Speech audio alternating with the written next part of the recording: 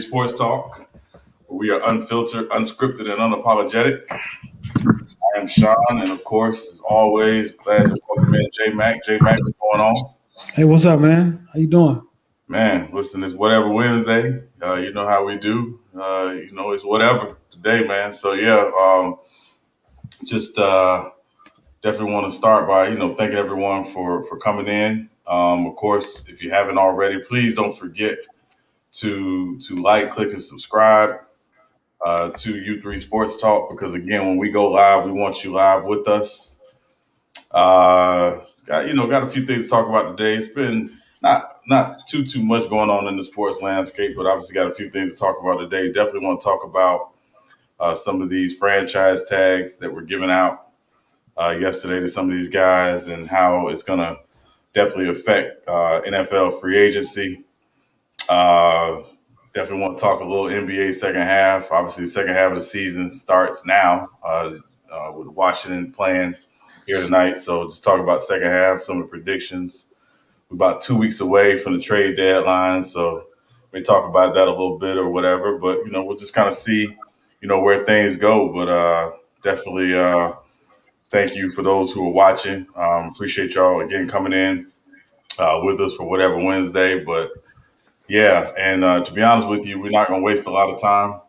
But we don't usually waste a lot of time. We like to drop the link, sooner than later. So if you definitely want to come into the live panel with us, we definitely want you in with us. Not sure how long we're going to be on tonight, but I know it won't be an all nighter. I can promise you. But while we're here, we will definitely get it in. J Mac, that's good with you, man. It's whatever Wednesday, bro. Let's get it.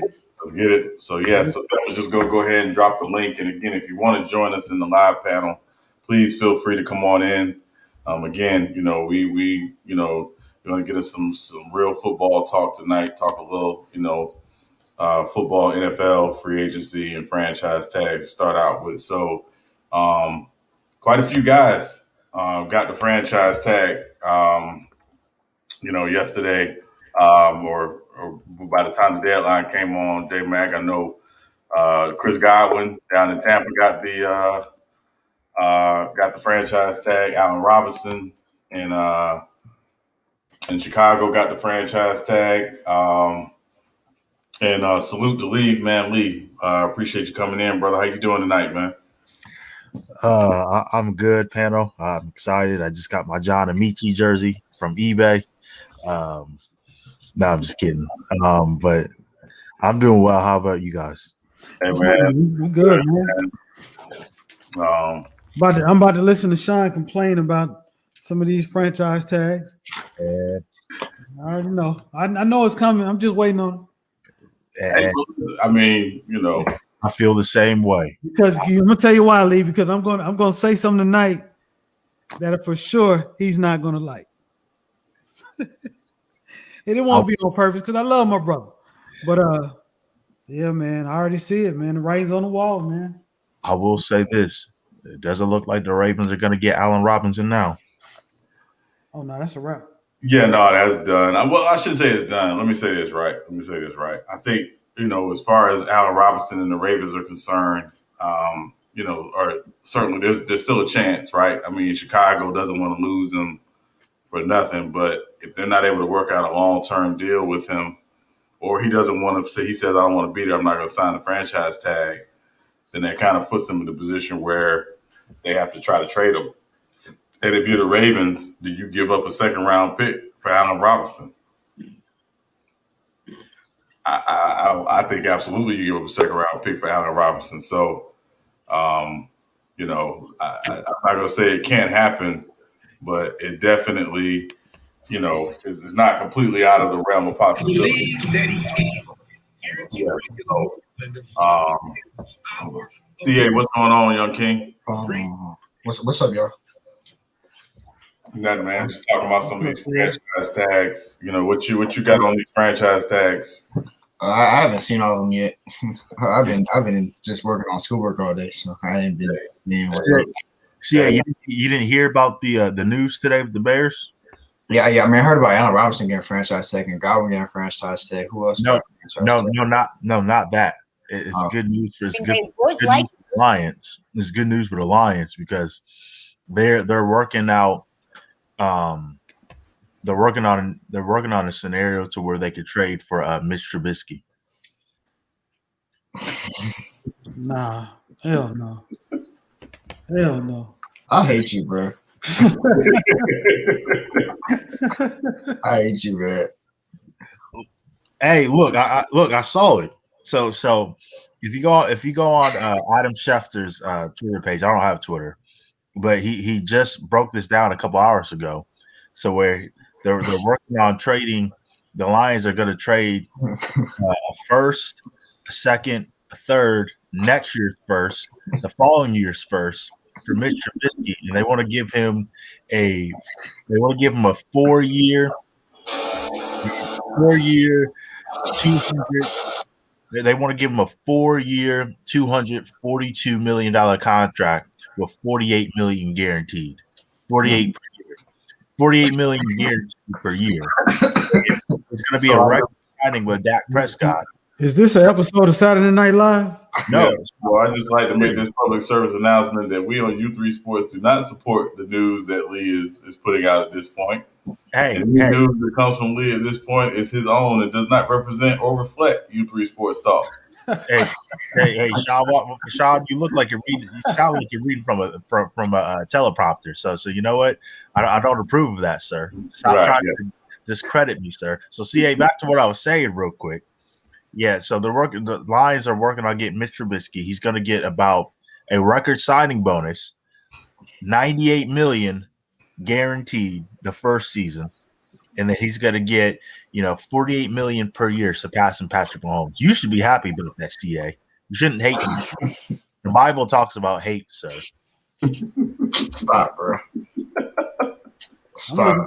I'm looking for the verse where it talks about cap. I know it's somewhere in there. Well, right. It talks about lying. Well, in that case, I'm gonna shut my channel down. So. No, it's fine. No, it's fine. So here are the players that were tagged. So Giants tagged Leonard Williams. That tag number is going to be at about $19.35 million. Washington tags Brandon Sheriff at $18 million. Allen Robinson gets tagged at $18 million. Chris Godwin gets tagged at almost $16 million. Jaguars tag left tackle Cam Robinson.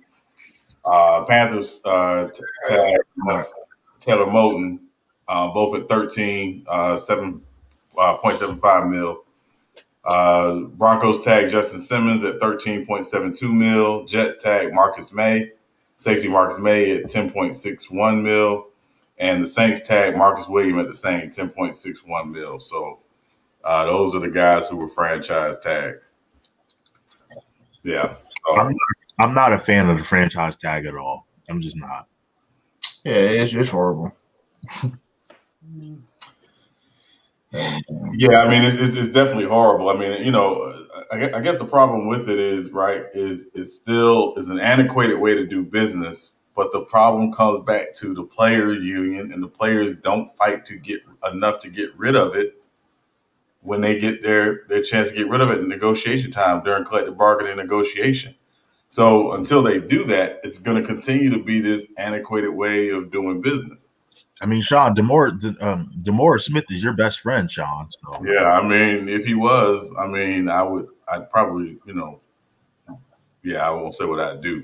But anyway, but no, the point is like, at a certain point, they have to say, listen, we're not doing business like this anymore, right? We got to say we're done with the franchise tag. The NBA doesn't have a franchise tag. The NFL is the only sport that has this antiquated way of doing business, and until they change it, I don't know, what to say. I put this more on the players than I do the league. No, I agree. I just don't know why they chose DeMaurice Smith in the first place. I really don't know why. Yeah, there's a long story about that, but I mean, it's like, I would say this right, and I'll equate it to dating. It's like if you meet somebody and they wow you from the first time that you see them, you might be a little more interested in dating them than you should be, and then you get to know them, and it's like, well, I'm with them, so I might as well go ahead and stay with them, even though they're not exactly what I thought they were, but I'm with them. You know, it's kind of like that. I look at DeMaurice Smith like Walmart. Like people been trying to break up with Walmart forever. They know Walmart ain't really that good in terms of groceries. The prices are not that great, but it's convenient. Been with it for a long time. And every time you go, you're like, man, I'm so sick of Walmart. There's never enough registers open. Shout out to Walmart. You know, you go, it's 30 registers, but 3 of them are open. They're all backed up. They never bag your stuff right. You can go to self checkout, but that's backed out the door. But you keep going because you're just used to it. I think that's DeMaurice Smith with the Players Union. That's your favorite store, Sean? Yeah, honestly, it is when it's not busy. You're right. But yeah, but it's just that bad, man. I mean, you know. So I swear DeMaurice Smith works for the NFL. I swear he does. I swear he does. Yeah. The way the players have been got so many times when it's time to negotiate, a new CBA.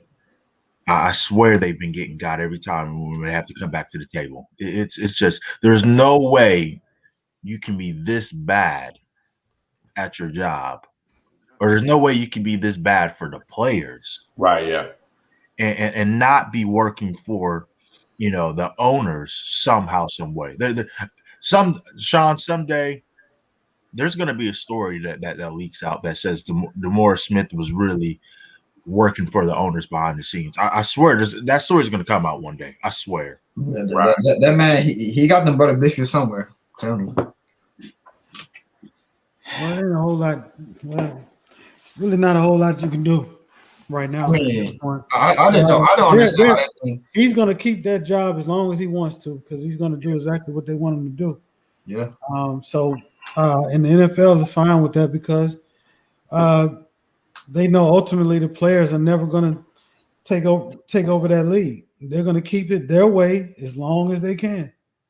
Man, it's just the way it is in the NFL. We see it. We talk about it every year. The different things that the NFL just refuse to work with the players on. So none of this is surprising. Franchise tags, they are what they are. And the players are at a severe disadvantage. Because you got to think nowadays, it's even harder for players. It's getting harder for players to hold out now.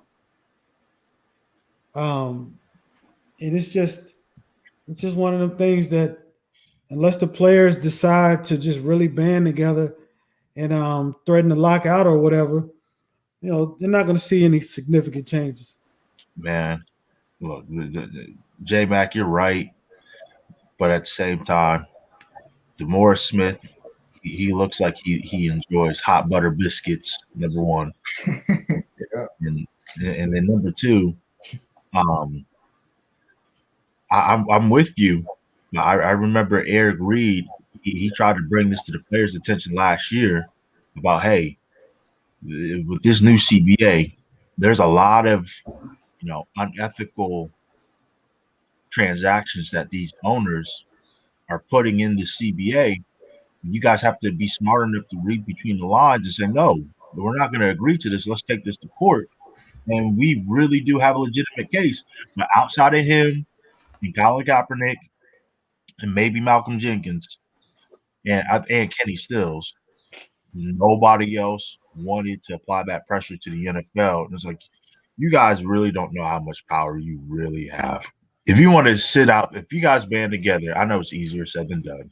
But if you guys said, you know what, we're writing this to all 32 owners in the National Football League until our demands are met in terms of guaranteed contracts, lifetime health care benefits after a certain amount of years, 3 or 5 or whatever, new playing conditions, ethical transactions in the league, and removing the franchise tag, we're not going to play football this entire season, and we're not even going to play football next season until you meet our demands. I'm telling you, yes, the fans are going to be extremely angry, but I don't care about that side. The players have so much power. The owners will cave. because there's no league without the players. Point blank, period. But the problem is there's only 4 men in the NFL. Well, 3 of them are in the NFL. We all know one of them is not in the NFL anymore. But 3 of those men are so powerful, and it seems like those are the only 3 men that get it. But nobody else wants to carry that. I mean, the problem with the NFL is that you got compared to like the NBA, you got too many players that just they. I mean, I don't know how to say it, but like they're not. It seems like they just don't get it. They don't get the voice that they have. Like their company men. Like there's a lot of company men in the NFL. That's a problem with it. Gosh. Like that's the difference between the NFL and the NBA. Like you got more people in the NBA that realize their power and they use it. Like you don't see that in the NFL. Like you only see maybe a few outliers, but it's very limited. CA, if every single player in the NFL said we're not playing this season until we get guaranteed contracts and A, B, C, D, X, Y, and Z is done, and they really sit out the whole season, CA, the owners are going to call the players so fast and negotiate. I'm telling you, but at the end of the day, you're right, and it's sad. Yeah. I mean, it's unfortunate, right? So again, part of the reason why the guys in the NFL probably handle things the way they do is because they don't have guaranteed contracts, right? It's a lot easier when your bag is secure. Their bag is not secure nearly the way the NBA, baseball, hockey, those other leagues are secured. So, they are going to largely always think about don't mess with the bag. Do what I got to do to get the bag. Do what I got to do to get the bag. This is part of what Colin Kaepernick was talking about. This is part of why he was so adamant about making sure that guys understood that you got to stand the line, you got to fight, you got to use your voice, you got to get out there. Because again, take your power is back. Like y'all said, there's no league without the players, but the league has never viewed itself as a players' league. It's viewed itself as a teams' league. So yeah, it's unfortunate, but it is what it is. Anti B's, welcome in, brothers. What y'all got on this franchise tag? Salute, man. Salute. What y'all were talking about with the franchise tags? Well, just why they still have it, why people are still the business of it. Just that's all. It's terrible. I never understood what does it stand for even to be franchise tag? Like what it's a way for them to won't pay you a full term contract, right? So basically what the franchise tag is, if the team can't work out a long-term deal with a player, they have the right to use a one-time, or they can use a franchise tag once a season on one player. So that player gets the top 5 average of the top 5 highest paid players at their position for that season. Okay. Yeah. But they can't go into free agent. That means they can't test free agent. They can't do that stuff. They don't. And that's the unfortunate part, right? Because again, it's not like, we tag you and we're going to try to, they'll say, we're tagging you, but we're going to try to work something out with you. Well, you could work something out some time ago. You didn't. And like I said, bro, the NFL, they dirty, man. Yeah. And Lee, I heard what you were just saying, bro. Like, if all the players would have band together, that's the problem. They can't do it. But I understand why. A lot of these dudes are not millionaires, man. They thousandaires. Like they live in check to check just like we do, bro. So like, yeah, they would never come to the realization like, oh, we need to go ahead and sit out. It's never gonna happen because the NFL know they have power over their players. They know for a fact that if y'all sit out, bro, we billionaires. We basically can make it. Y'all can't make it without us. So if y'all sit out, y'all ain't making no money. We still good. Right. You probably got that top 1% in the NFL, like the quarterbacks that probably been in the league for a little minute, the linebackers, basically the premier positions. They probably be good, but you never know, dog, how much money that they got wrapped into their family, how much they got wrapped into other business that they know. So that's it, man. It would never come to the fact that I think they never get fully guaranteed contracts. I think the NFL would never get a player that power. I tell you what they need to do though. And I know I might be capping. I mean, I know some people gonna say I'm capping when I say this. I say you need to fire Dean Smith. And guess who I put in his place? Who's Shannon that? Sharp. Huh. I know people gonna talk about Shannon Sharp be capping on TV when it comes to LeBron James. I think Shannon Sharp is a stand-up black man. And I know for a fact that man gonna go and fight for me as a player. For a player. I know that man ain't gonna bowl. He ain't gonna bend to none of them damn owners, bro. You know what I'm saying? But somebody in that atmosphere, dog, they need to get rid of Dean Smith. That dude is horrible. Yeah. Well, the players, that's a good point. But the players, it's like you said, Anti, there's a certain amount of players in the league that are going to be responsible with their money, so that's not going to affect them that much. But the NFL has created a culture to where all the players that don't make that big money like those other players, they're not going to be so quick to jump on board on a movement like that because, like you said, a lot of those guys are living check to check.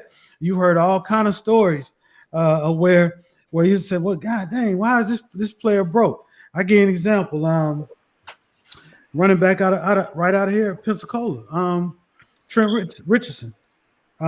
He had he was a lot of hype coming in, and once he started getting his money, he started having money problems because he didn't know how to take care of his money. So in a situation like that, he wouldn't be so quick to say, "Nah, let's walk out." Really, he probably in his heart he probably wants to, but the position that he's created with his money, or like these other players do with their money, don't allow them to be able to adjust like that if there is a movement. They're not prepared. You know what I'm saying? They don't think ahead like that. So they're more willing to accept what the NFL has created for them because coming from where a lot of guys have come from, they're feeling like they won already, but they don't understand that there's more to it. There's so much more. Y'all supposed to be making it better for the next generation of players that's coming in. And Anti, that's the problem. And Bees, I'm gonna bring you on this because I think to y'all's point, the players aren't thinking about paying it forward, right? It's always about got to get the bag, got to get the bag, got to get the bag. They're looking back and they're saying, well, okay, 10 years ago, we're making what more money than guys was making back then, so we're doing better. But it's so much bigger than that. And Bees, go ahead, bro.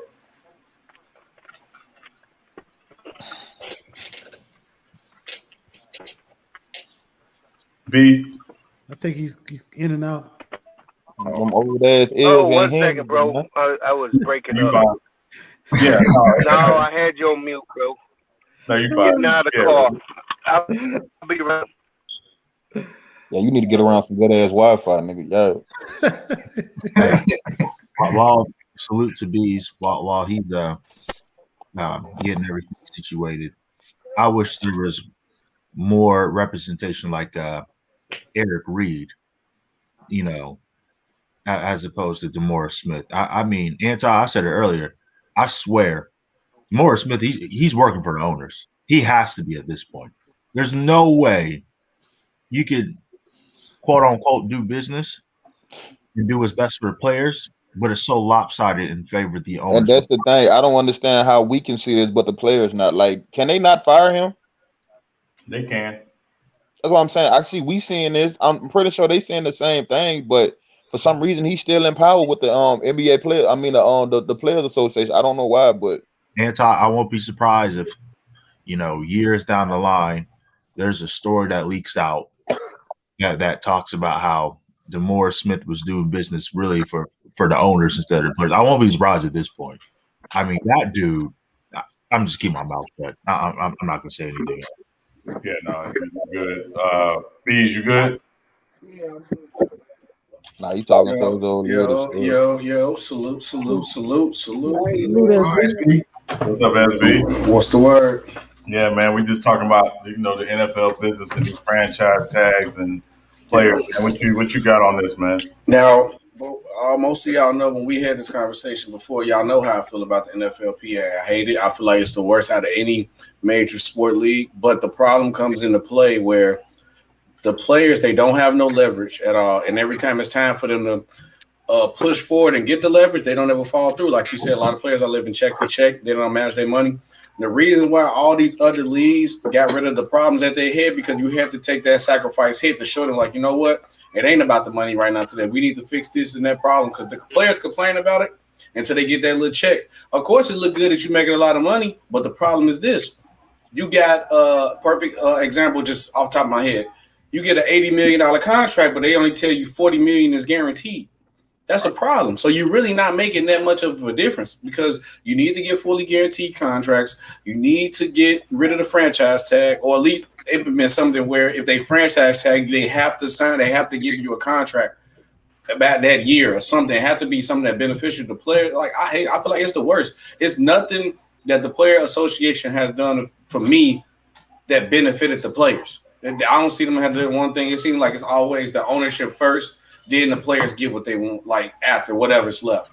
So you already know I don't like the NFLPA. I feel like it's the worst. I feel bad for them players, but they got to make a sacrifice if they want to make a change. They got to sacrifice that paycheck. Hey, Sean, can I ask you something? Yeah. When the last time had the NFL ever been locked out before? Have the players ever locked the owners out? Like, nope. 87. They had a strike in 87. They had a strike. They had one like recently in the last 20 years. Nope, and they always complaining, but they complain about everything. No. Okay. But how many have you seen lockouts in the NBA over the last 20 years? I mean, it's been one, at least two. Like 2 or 3. But you know, that's what I'm saying, bro. Them players over the association over there, bro. We don't get what we want. We not playing. Mm-hmm. You know what I'm saying? And I fuck with them people behind that. They stand on what they believe in. But like I said, when it comes, then I understand you just got so many moving pieces when it comes to the NFL. You have the 53-man roster. You don't have a 12-man roster when it comes to the NBA. Mm-hmm. You know what I'm saying? Like, I understand that it's just so much going on in the NFL, dog. But still, at all, bro, them players need to have guaranteed contract. Like I said, though, like if they're gonna play the game like that, I'll play the game how the Real Reeves did. I'm betting on myself, even though I know I can get injured and anything. All right, cool. I'm betting on myself. I'm signing anywhere between 1 to 2 year contract, and I want all my money fully guaranteed. You see, that's what D-Hop did when he went to the Cardinals. That's what I'm saying. I want 1 to 2 year contracts, and I want all my money fully guaranteed. Right. Yeah. If not, even quarterbacks not getting a fully guaranteed contract, because Dak was 160, but only 120 was guaranteed. But that's generational wealth, though, regardless, though, bro. Mm-hmm. I'm talking about like these running backs, bro. Like how you said Le'Veon Bell, they offered them what 70-some million, but only 10 million was guaranteed. That is horrible. It was 72 million. That's horrible. He was getting 15 on the franchise tag. Right. 15 if he stay on the tag, man. 10 if he signed the deal. Yeah, that's horrible. That's stupid. Hey, man, I respected him when he set out. I mean, although his career wasn't the same after that, I mean, you got to respect his decision. No, I don't feel sorry for these players. Right? Why you say that, Beast? But I understand why. Because they buckled. They agreed to this shit.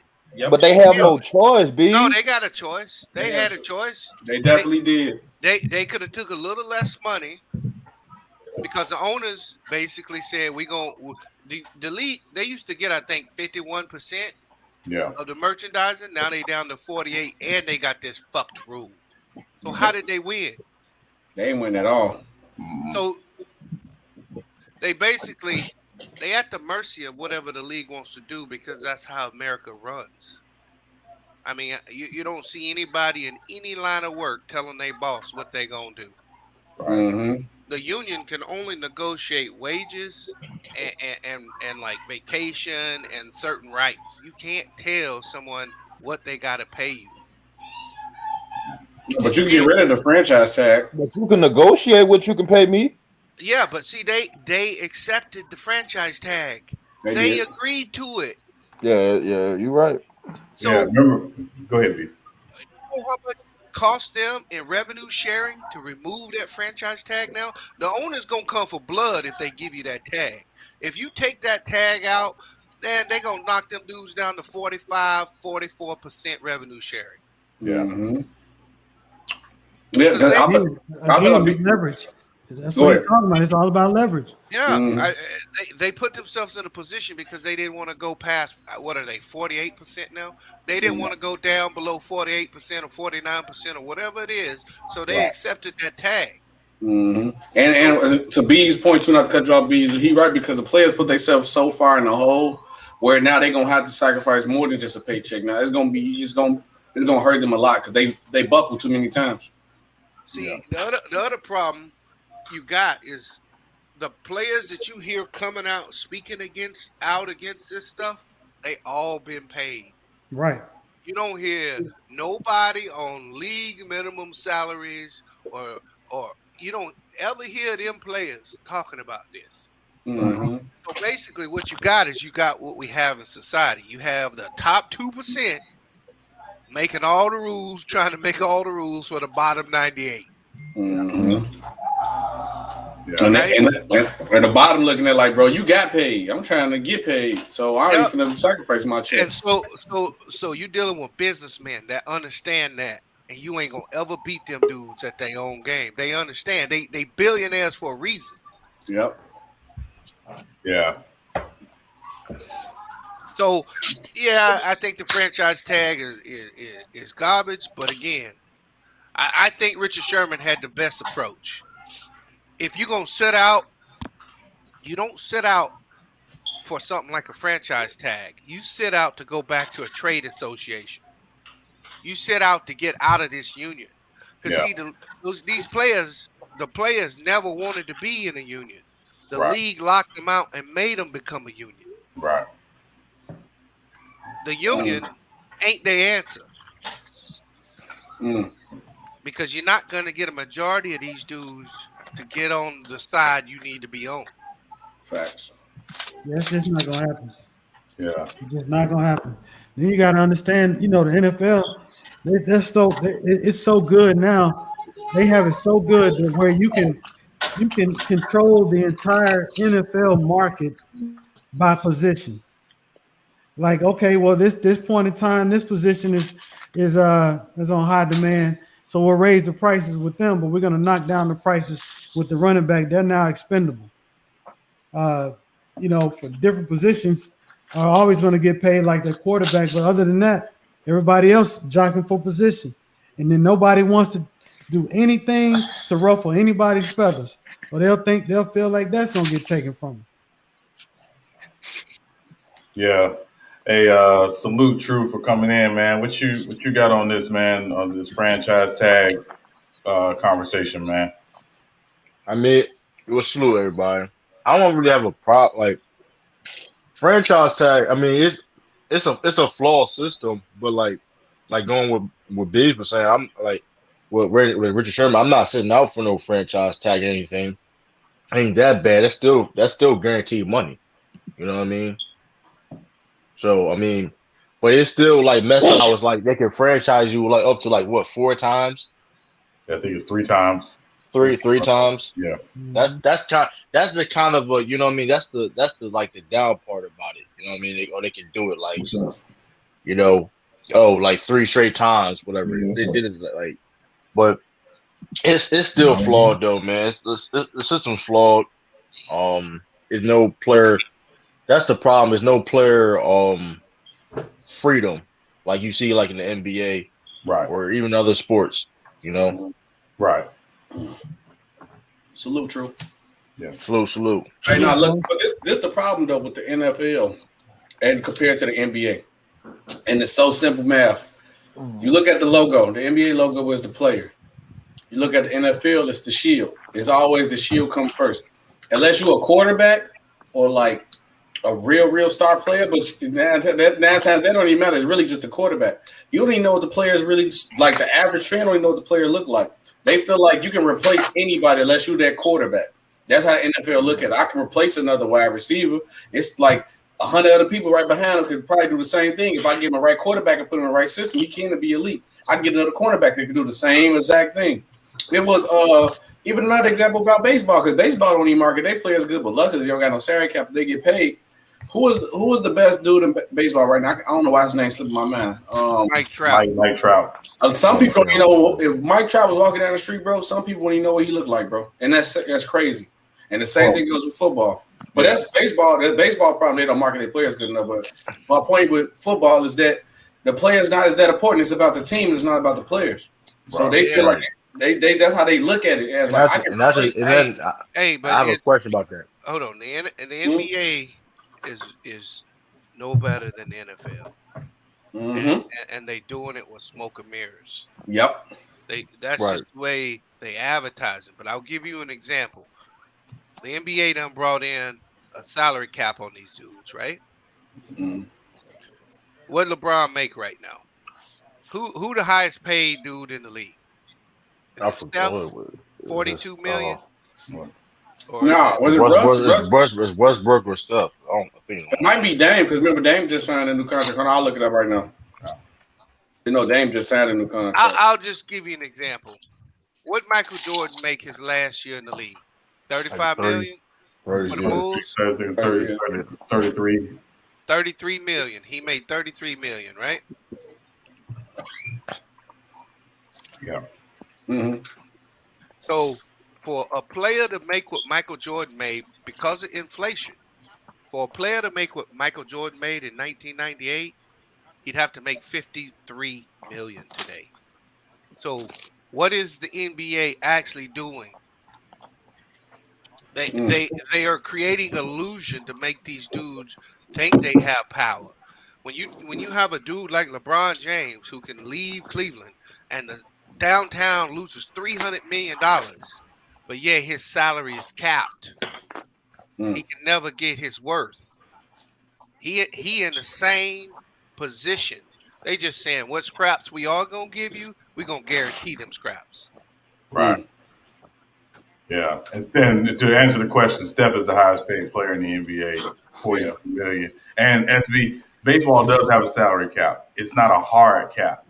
I thought they didn't. No, they had a soft cap. Like it's a soft cap. So basically, a team can spend up to a certain amount, but if they choose to go over that amount, like the Yankees, like the Dodgers tend to do, they can pay a luxury tax to the league, and then that money's split among the teams that did not go over the salary cap. Right. So when you really look at it, you say, okay, Jordan had $19 million more purchasing than these dudes playing today. So even though the numbers say they making more, they ain't making more. Right. They making less. And because that cap is in place now, going forward, they're gonna make less and less and less. So the NBA ain't no different than the NFL. They just been able to shield their shit better. Yeah. I understand what you're saying. Yeah, I get it. And I'm gonna pick on the Bulls for a minute, right? So the reason why the '98 Bulls didn't come back wasn't because those guys didn't want to come back. It was because Jerry Reinsdorf didn't want to pay. Yeah, and you're gonna always have this because you know what? People say, "Oh, we need to get our own league." Guess what's gonna happen? This. Probably be worse than our league. Every successful business in America ain't finna cater to the employees. Right. They just ain't gonna do that. But what's the salute? So what's the middle ground? What's the middle ground then? That's what that question I was going to ask. Like, what's okay? You got a job, don't you? I'm just hey, that's me. If I'm an owner or vice versa, if I'm a player, what's to be like? You know what I mean? Let me break it down this way. True. If you make $159,000 in the United States today, you in the top 10% of wage earners in the world. Hold on, how much? 159,000. Wow, damn. So when a year. Yeah. So now think about that. To get in the top 1%, you only need $800,000. Now that 1% is very, very vast. It's very big, right? Because you got Eli Musk and all them dudes at the top of that. But at the bottom, you got a dude who can make $1 million a year. So what you talking about? You talking about the cream of the crop. These dudes are the cream of the crop of wage earners in the world. Right.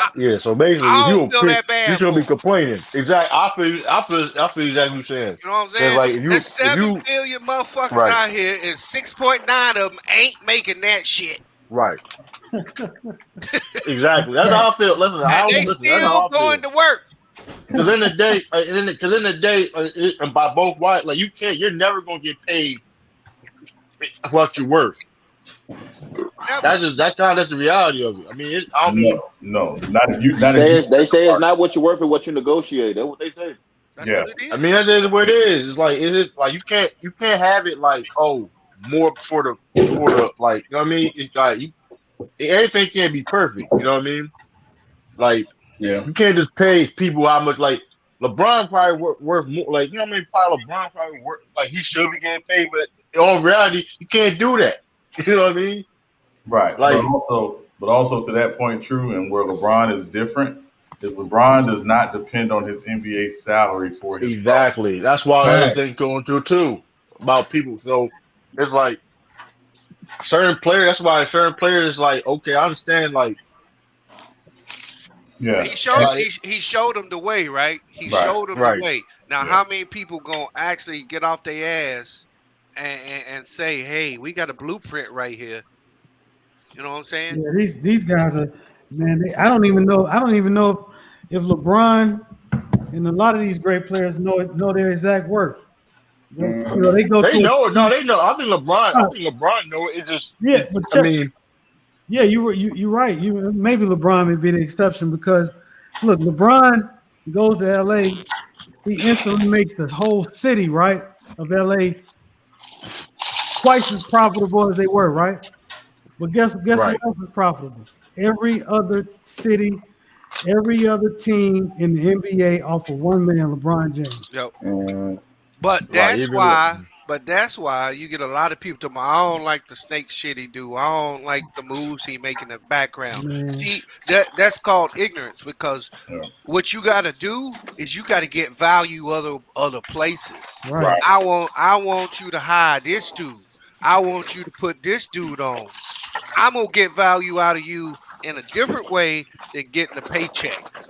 And most motherfuckers don't understand that because they don't even understand money. They don't understand the game. Right. So y'all know LeBron does not do endorsements. Right. No, he takes equity out of the company. Yep.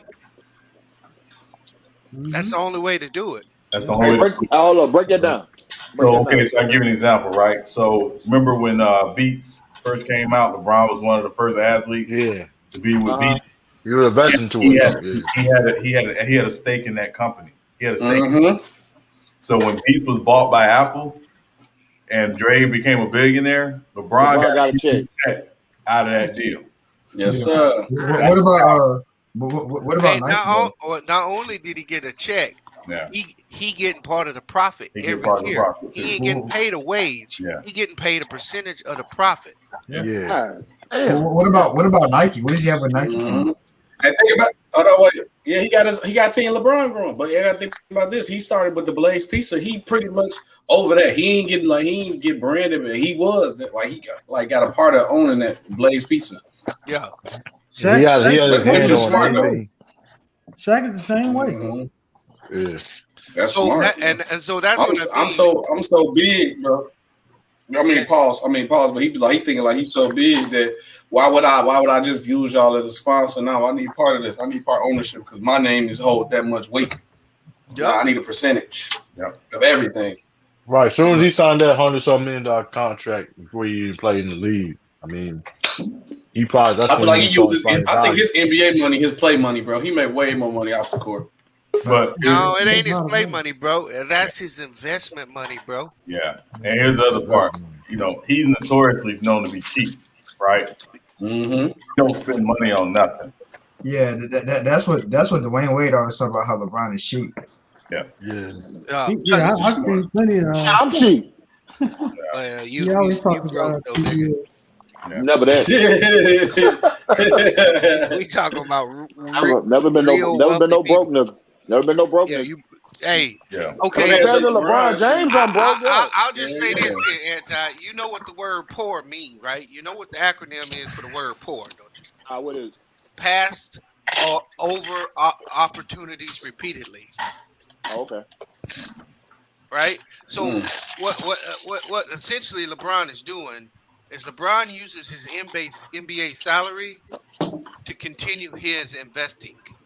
And then his investments is what he actually lives on, right? But the money he makes while he's playing, that money has to continually be invested. He will not spend it. Right. What he's going to do is he going to buy his cars off some investment he made that made $3 million. He'll go take that $3 million that wasn't his money and he'll spend that. But he'll never spend his money. He cheap. Right. Yeah. Yeah. Somebody got some background noise. I don't know if you shining boots or something, but It's anyway. it's brother Amari with that Jerry curl spray. Hey man, he be washing dishes, motherfucker ironing clothes. He be doing it all while he on the show, bro. He got that soul glow, boy. Hey, salute, brother Amari. Welcome, man. What you got, bro? Salute, brothers, everybody, man. Kings, man. What's happening, man? I ain't gonna be long. I just wanted to come in here and say something real quick that I'm pretty sure I know at least 2 or 3 of y'all probably disagree with this position, but I called in because I keep hearing this sentiment about athletes in particular. I disagree with the assertion that they're employees. I just emphatically disagree with that. I understand the optics and the way it's set up, kind of the system is set up, is made them to look like and act like employees. But in my opinion, when you're the talent, you cannot be the employee. You can dictate. I think what the problem is, they just take advantage of the ignorance and our poor circumstances and where we come from, and the lack of understanding of economics, so on and so on. So I'm gonna give you a good example. My dad left me a business. He started a janitorial service business. So when y'all hear me spraying, that's basically what I'm doing. I'm spraying some of this COVID stuff on the stuff. I thought it was a Jerry curl juice, man. I thought that was a Jerry. Nah. So obviously with COVID going on, I'm cleaning up because a lot of these companies they want COVID protection. So I come out there with the spray. I spray. Mm-hmm. So that's what y'all be hearing. But my dad, when he retired, him and my mom retired 2014, I believe, went to Mississippi. Now, in janitorial, it's contract. Right. And so that's, again, I'm trying to make a parallel with athletes. Now, obviously, my dad had 20 years building it up. But the point I'm trying to get to is I got more and more business. I started to get more and more business, not because I was, the best at it, but the biggest misconception with janitorial is a lot of companies, but there's not a very good. It's only a few good ones, but in my particular area, I happen to be one of the good ones. So my name stays in circulation a lot with these companies around in Houston area. And so when I go in and I negotiate, I go and tell them, hey, I'm charging 10 cents per square, whatever it is, whatever my price is, they have to agree to it or not. Now, I get in the contract, I tell them my stipulations, I tell them I'm not an employee of you, even though they can tear the contract up at any time. They can, and I got stipulations in there. Hey, if you let me go, you got to give me 6 months ahead of time, all that. Yeah, but the Brother point, Omari, the difference in what you're saying, and I agree with what you're saying, all right? That only applies to dudes that ain't drafted. Because elaborate. you drafted and you told where you gotta go, you an employee. Right. They don't say anybody that want to play basketball, come negotiate with me. And that's what you doing. You want a job, you can go and bid any job you want. You can get it or you may not get it. Mm-hmm. And you negotiate, but they don't have no choice. The LeBron James ain't have a choice whether he played in Cleveland or not. But but we're seeing more and more, at least in the last 10 years, when athletes get disgruntled somewhere, they can make their way out of that place. Yeah, I they can make I their know way that. out. They can go from one master to the other. Yeah, no. That's the point I'm getting at. Oh, the overall point.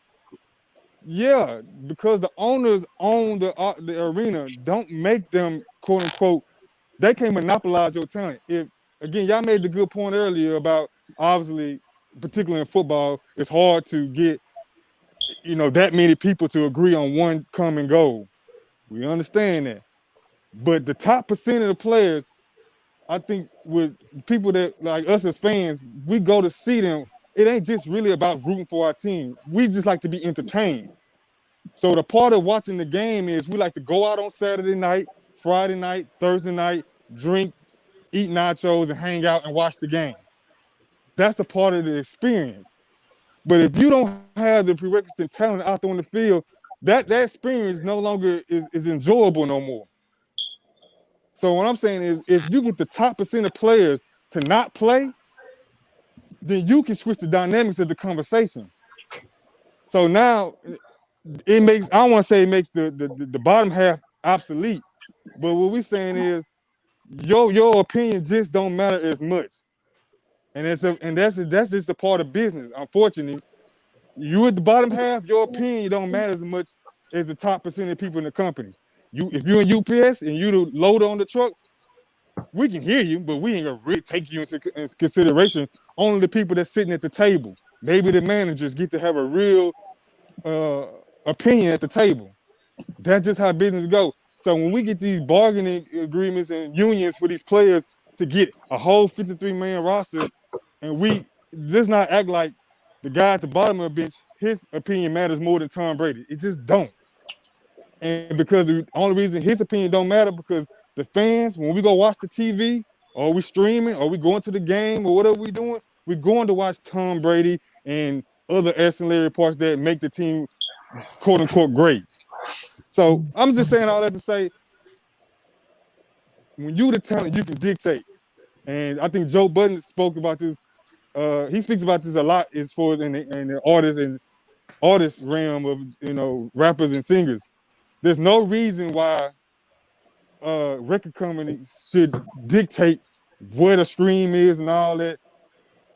They shouldn't hold the power when I'm the talent. People come to see me. I don't play. People don't come see me or come to your arena. And I know owners are. I mean, most of these owners they use this as play toys for them as far as owning these teams. But it's still an asset and it's still an investment for them. They do not want to lose an investment when they just spent hundreds of millions of dollars on to only let it go to Sam's because they're not making their players happy, particularly their top percentage players. But I just say all to say that I know some disagreement, but that's all I want to say. No, all I'm gonna say is, hey man, this stimulus check shit getting old, bro. Yeah. Yeah, man. I like what you said. I felt you, bro, but I would agree but I think you harping on this employee. Hey, why you say it's getting old? That's free money, ain't it? No, I just read it. I ain't getting none. That motherfucker sent me $7, bro. It's getting old. They keep passing all these motherfucking stimulus checks and niggas ain't getting no money, man. This some bullshit. They give you $7, bro. Yeah, the first one I got. B's a millionaire. B's a millionaire. Fuck up out of here, man. With that. B's a millionaire. That's what. You don't need no more money, nigga. Hey, I gotta pay for that shit. I want my cut. Oh. Yeah. I'm gonna be brief, bro. Amari, you talking about employees, but they're entertainers. They may be super talented entertainers, but these guys, there's always been talent, and they can replace you easier than it is for you for you that star player to make all the demands with not a lot of backing. They can easily get rid of you. You're trying to get into a organization that has to allow you in. Yep. They have to allow you in. So you will be essentially an employee for them. And at the same time, if this is what you've grown up doing your whole life, this is what you want to be. And the NBA is what you have decided as the player that you want to be there, then you got to adhere to their way. Now, once you get in, get some experience, get some back, and maybe get on some boards or something like that, and try to help influence a change in policy, fine. But you will be working for that company that you decide that you want to play for. No, say it, brother. Yeah. Hey, because a prime example, and this is how they build people up, right? Hey, Russell Wilson. He a prime. No, dog. Hey, all bullshit aside. Do you hear anybody say his flaws on TV? No. Do you see them attack him at all? No. But they push him. And see, Russell, in return, he's become a bigger star than his talent would actually have made him. Right. He make more money. He's a pillar of this community, and he's a spokesman for the NFL. And if you do that, he gonna be protected. Right. Take Cam Newton on the other hand, way more talent. How he being protected? What they do to him on TV? Right. Right. Again. So you gotta bow down to the ring, or they'll push you on out, because like J Mac was saying, there's so many people to play football, and there's so few people they let play in these leagues, NBA, NFL. You replaceable. I don't care how good you are. Right. But that's what I'm saying. That's what I guess. Maybe I didn't articulate it right. There needs to be a mindset shift, because if it's just as easy to get rid of quote unquote player, which I kind of disagree with. Yeah, you can get rid of one or two players, but you can't get rid of your whole stock. You can't get rid of all top players and think you're gonna survive. You just won't do that. But that was my point, brother. Yeah. They systematically pick certain dudes. Right. That's why I said you need a mindset shift. Russell Wilson ain't gonna ever buck the system. Peyton Manning would never buck the system. Aaron Rodgers ain't gonna buck the system. Right. Neither the dude and that is what Sean was talking about this the other day when he's talking about Roger Goodell. That's his genius. He understood that if I get these quarterbacks and I give them more money, even though they shitty, they the face of the league, and they ain't gonna come out get in that camera and say nothing detrimental towards the league. And then, so when the black player comes up and say something, what is white America gonna do? Because that's their primary fan base. He made this shit all race based, dog. Well, that's why I made the statement. There needs to be a shift in the beginning as far as a mindset shift, because like you said, they've already coerced them to believe. I don't want to say believe. They got them to think the way they wanted to think. They didn't essentially did a buck breaking in the athletic world. But what I was saying earlier is there ain't a dude in that league that ain't in the top 5% of wage earners in the world, bro. Yeah, that's not my argument though. But I'm just telling you. But here again, when you talk about mindset, look at what we're arguing. We, the poor people, are sitting here arguing about what the rich people, how they being treated unfair, and how they need to be more equal for them. When we got to go work for motherfucking minimum wage and shit. Right. No, you make a great point there, but ain't no nigga in the NFL worried about what I make. Yeah. Well, again, when I had these type of conversations, I think more broadly. I'm not only just limited to the NFL, but since this is a sports podcast and we talking about NFL and the athlete, so this is again that's what we limited to right now. But if you were able to talk to me in real life on an everyday basis, I'm a much broader thinker. And, I know, but I tell you this: you just told me you own a business, right? Yep. Right. What's your profit return? What percentage? 15. Well, well, that depends on the year. No, I'm just asking you a simple question, bro. You can give me any answer. You ain't got to tell me to the number. I'm saying what's your bottom line? 15, 20%? again, I'm going to give you. Last year was 22%. Okay, I tell you what, you take 9% of that 22 and spread it out to them workers. Again. Yeah. No, you take that 22% and you take that shit down to 13 and give it to them workers. Again. That's what you talk, but that's what you're asking them to do. No, I get your point, but again, I'm gonna say it's not. And that's why it will never work. It's Mm-hmm. because it's a business. And so, let me finish though. Okay, go ahead. Only reason I laughed at that because I wanted to be honest with you because I don't have a lot of employees now. So when you say again, I'm missing money because I haven't scaled up yet. Yeah. My problem is it's so much work for me, and just time with other stuff. I haven't gotten employees I needed to take advantage of everything. It's basically a family-owned business. So we really just talking about me and whatever friends that don't have a job that I know in my life. I try to give them jobs, try to help them out. All right, what you pay them? You pay them minimum wage? Not well. Essentially, it's some minimum wage, but hey, bro. Again, because my job is not based. My pay not based on hourly. It's based on whatever I negotiate with that right. company. But so you know if they give me say but we're not talking about you as an owner. No, see, you an owner. I pay based like on an what employee. You an owner speaking like an employee. You know what determines a person's wage? No. What I like to do how is fairly. quick I can replace your ass. Well, again, if I can replace your ass in 30 seconds, you make a minimum wage. Okay, so I think that's the difference because you don't have a fair understanding of who I am. No. I'm not talking about you. No, he's speaking generally. I'm talking general. What I'm telling you, I don't follow that paradigm of thinking. Right. Now, obviously, if an employee is not doing what he needs to do, you have to replace him at some point. But what I try to do is be fair enough to give them something good for where their you time. live, brother? Where you live? Houston. Houston. What's the minimum wage in Houston? Oh shit. And Texas. $10, I believe. All right. So you telling me you pay them above what the bare minimum is? You pay anybody to come work for you above that? I do my best to. Now, let me give you an example. I got a building out here. It's called Watts Pool, right? They do pool. For some reason, I know during COVID, pool was really, really big. You know, they skied up.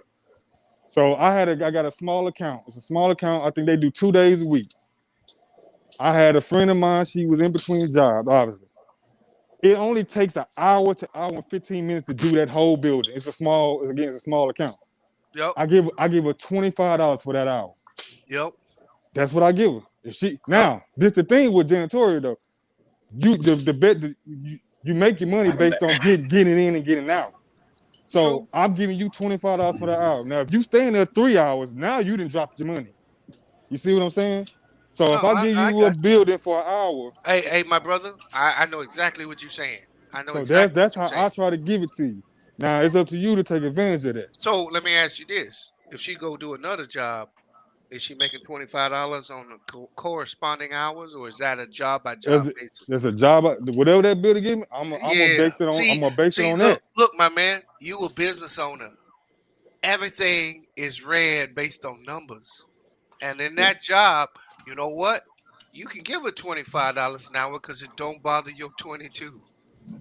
But ain't nobody coming off their 22. Them NFL owners ain't coming off of it. Ain't nobody coming off. Anti ain't gonna come off of it. I ain't gonna come off of it. Ain't that right, Anti? What I would say this then. I ain't trying to be no janitor. Fuck you mean? I'm not saying that. I'm saying if you running a business and your business bring you 20% profits, you ain't coming up off that. Oh, nah. Hell no. So I mean, because brother, I would come off of it. Hold on, no, you didn't come off of it. See, because what you did is you looked at what you was making on that one job, and she only gonna be there for an hour. So you didn't say I'm gonna pay you $10 to go in there where you making 40% on that job. You gave her a little more, but it still ain't cut into your bottom line. And then you can sit here and tell me that hey, you did something for her. You gave her. You gave her a single event. I overpaid her for that job. No, because you can't get nobody to go do that shit for $10. That's why you overpaid her. It ain't that you paid her. You ain't getting nobody to drive over there for I one don't know why. day. Like, Time out. I like hearing this nigga B talk business for some reason. Nah, time out. That's what I don't know why. B. He telling us some good stuff though, man. I like hearing this nigga talk about business. That's the only time he don't be capping, Antab. Any other time he talks sports, he be capping. That's a slight cap there because again, this because you don't know the individual, so I'm gonna give you some space on that. No, bro, but, I don't need to know the individual. But you're saying the individual. I know this. I know this. Whatever you paid her did not hurt your bottom line. And until you pay her enough money that it eat into your profits, then I'll listen, bro. Are we gonna be intelligent enough? No, of course, owning the business is about making profit. My point I'm making, I'm not getting greedy with the profit. I can make more because she was willing to work for 10. Because that's how desperate she. Now, don't get me wrong. Go ahead. But let me ask you this: when you extrapolate that shit out, we talking about $10 an hour. NFL only talking about $350 as a minimum wage. But look at the cost they incur to run that fucking league. It is huge. All the people they employ. Right? So yeah, they making $15 billion in profit. They probably got $90 billion in revenue. But think about this: you bring in $90 billion, and all you get out of it is 15. Trust me, I understand. And then because you understand that, right? Because don't get wrong, I accrue expenses too. Doing this. And then you got some players. You got some players saying, "Hey, we need more money." But any money they get comes off your bottom line. That's why they gonna lose every time. That's my point. Do you think the NFL has made more than the money to make them uber rich? No, not the players. I'm talking about the institution. There's never enough money, bro. Exactly. There's never enough money. That's what we. That's okay. Hey, brother. Here's the problem. I'm not. Go ahead, J Mac. Real quick. Okay. Let me ask you a question.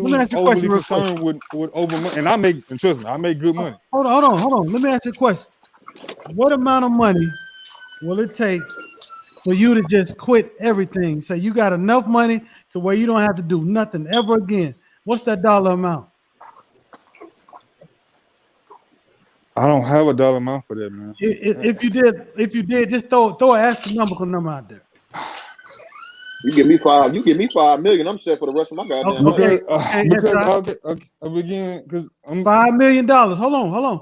$5 million, right? That's enough for you, right? Hell yeah. The second you spend one thing, you no longer have $5 million. There you go. These NFL players, owners, this organization is like every business I know in the world. There's never enough money that they can make, and they will always continue to make. It's not about morals. It's not. It's all about money. And to them. No, to the system, brother. Maybe the system. What I'm telling you is, I keep using it. I don't go on that paradigm thinking. Okay. No. Let me stop you, because see what I'm saying is, when you start making that kind of money, all them dudes understand inflation, bro. And so if you make $5 million today and you make that same $5 million next year, you lost money. You lost money. I know. You losing. Look, but that's why I said at the beginning, a mindset change. You need to teach certain things in the beginning. So now when these players are coming up in pop league and they're being incubated in this futuristic sport about following the rules, but nobody teach them how to leverage their talent and leverage their Yeah, but why are we gonna do that for them? They don't teach none of us. That's the system. And I say I'm limiting it to them because this is a sport. Obviously, I think more broadly, but because we in this particular conversation, I'm limiting it to them. Okay, let me ask you this. What do you think the purpose of school and college is? To create more workers. There you go. Look, you ain't talking to no fool, bees. I don't think you no fool, brother. So what I'm telling you, so you understand the game. So at the same, so as a business owner, you understand if you bring in $500,000 this year, and you don't improve them profits, you losing money. Look, again, that's why I said obviously you want to make profit. But that's why I said maybe because that means no amount of money is ever gonna be safe. When you go and you look out and you look in Venezuela, you look at other countries that's had this hyperinflation. You know what them motherfuckers do? You got $2 million in the bank. You know what that government come in and do? They knock 2 zeros off of it. How you living now? okay, look. Again, I didn't want to make No, this. how you living? If you got $2 million and the government knocked 2 zeros off your $2 million, how you living now? Obviously, you're not living as good as you previously was. So now you're gonna try to start your business back up? So again, cash flow is what is king, not cash. Having money in the bank don't mean shit. You got to be a producer. You producing right now, right? You go out every day and you produce, and as long as you can produce, you can feed your family. That's my point about the NFL player. They're producers. They are producers. The people upstairs, they're not producers. Hey, they don't produce. But see, here's the thing, brother Omar, right? And Bees, I'm sorry, I didn't mean to cut you off. No, you didn't, bro. Go ahead. No, so when we talk about these, I'm sorry about that, son. I didn't mean to hijack this. No, you're good. No, you're good. This is what we had this platform for, to do exactly this. So no, it's not about me or this is a we all pour into this, brother. So no, you good. But no, so you think about it from the perspective of an athlete, right? The reason why these guys are producers, they are producers as long as they are turning profits for the people they are producing for. Right. When they are not turning profits or they cost more than they are producing, they are expendable. Right? I think about the movie Any Given Sunday, right? It's probably one of the best football movies ever. I think most people would agree. You see at a certain point in the movie, the owner of the team basically said, hey, listen, we love Cap, we love Shark, but we're done with them after this season. They cost us a lot of money. We paid them a lot of money, but they don't produce to that level anymore, so they got to go. Right. So their power is as a producer, as long as they are continuing to make a profit for their particular organizations or their team. When their teams feel like they're not doing that anymore, they're gone. There's no loyalty in this. And that's really what it comes. There's no loyalty in this. And again, I don't want to speak for every business owner. Every business owner operates differently. There are some business owners who do operate with a certain moral compass and a certain sense of character and a sense of purpose. But that's not the majority. Most of these folks are about, if you're not making me money, if you're costing me more than you're making me, you're expendable. You got to go. Right. And another one, he said you don't have to have all your assets in the form of cash. I don't believe that's what Bees was talking about. He was talking about making cash continue to move in whatever form it's in. Investments, whatever. It's the same thing. The cash flowing is money still producing and making money for itself. Right. So it doesn't I understand it. It doesn't have to be. It doesn't have to be cash. Look, I think Jay-Z just did it. I mean, he just did it masterfully with his 2 acquisitions this past week or month or whatever. So I understand the concept. Again, you don't have the business that I have as long as I have and don't understand I was basic responding principle. to the guy in the chat. My bad, bro. Oh, okay. No, you fine. No, you fine. I mean, I don't know if y'all heard the news, and we want to pivot from this, but I don't know if y'all heard that Timberland and Swizz sold Versus. Right. Why all these black-owned businesses keep selling shit, bro? Because that's my problem. That's the point. That's the point. You get it when you start a business. A lot of times, you're not starting in business because you want to be in business for the rest of your life. You start a business, you start something. The idea is, hey, if someone wants to acquire it and they want to pay me a lion's share for what I did with it, you sell it, and then you got more money and more assets to go out and do something else. You can always, when you produce, you can produce more. Yeah. Yep. But Versus is supposed to be for us, bro. No, I'm saying, we can create something else. That's what we always done since we've been here. Yeah. Hey, listen, I'm gonna be real with you, and J Mac may agree, and Cisco's not on here, but I'll just say this, right? If Yahoo Sports called us tomorrow and say, hey, we want to buy U3 Sports Talk, and we're gonna give y'all this huge sum of money for U3 Sports Talk. How much they gotta give you? How much they gotta give you?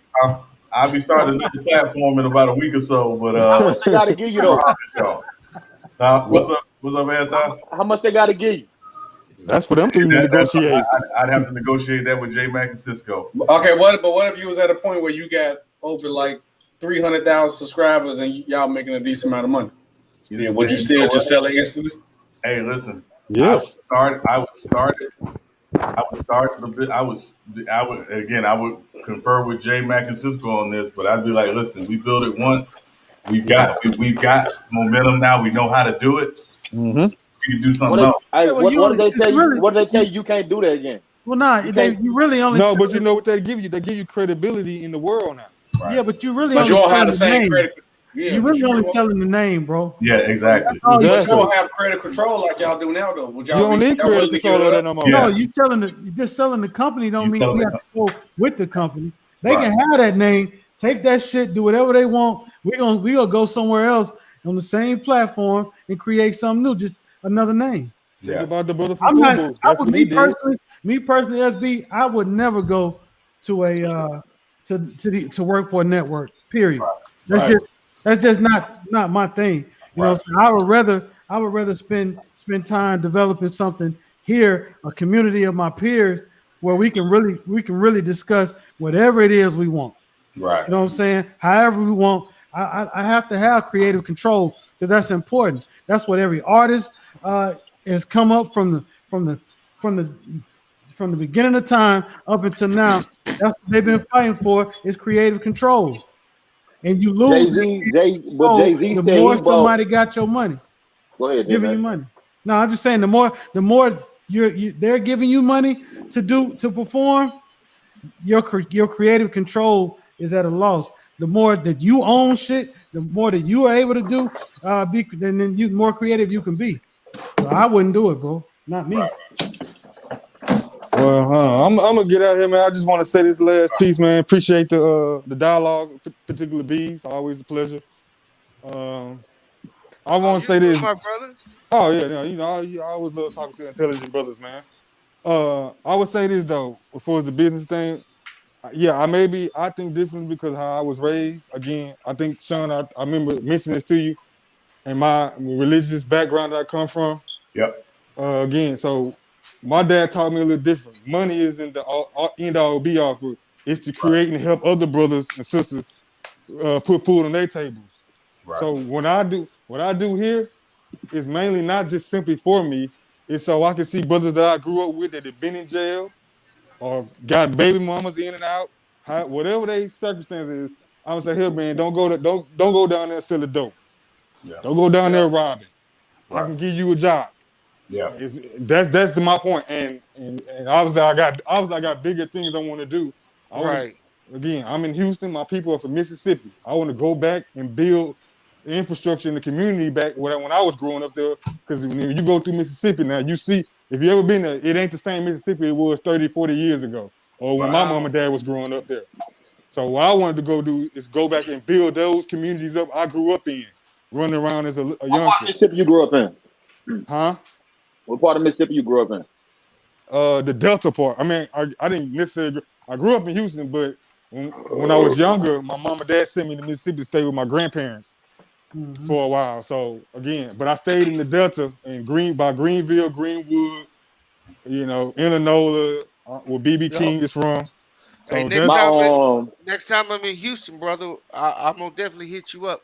We can break some bread, have a conversation, brother. Oh, most definitely, brother, man. I'm always looking forward towards that. So, but anyway, man, I'm gonna let y'all get back to it. I'm gonna go back to listening in the background and you know, take care, brothers.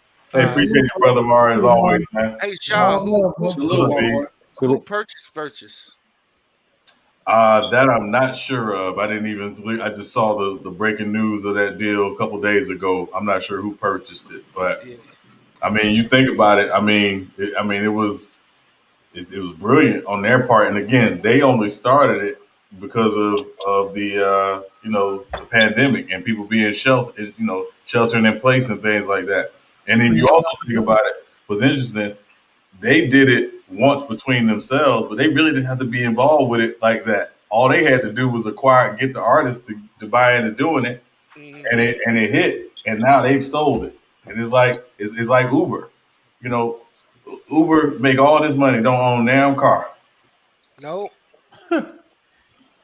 I tell you what I like to see though. I like to see if y'all get a chance, check out Master P on Shannon Sharp's. I already listened to it. Yeah. Man, Master P, man. You talking about somebody to emulate?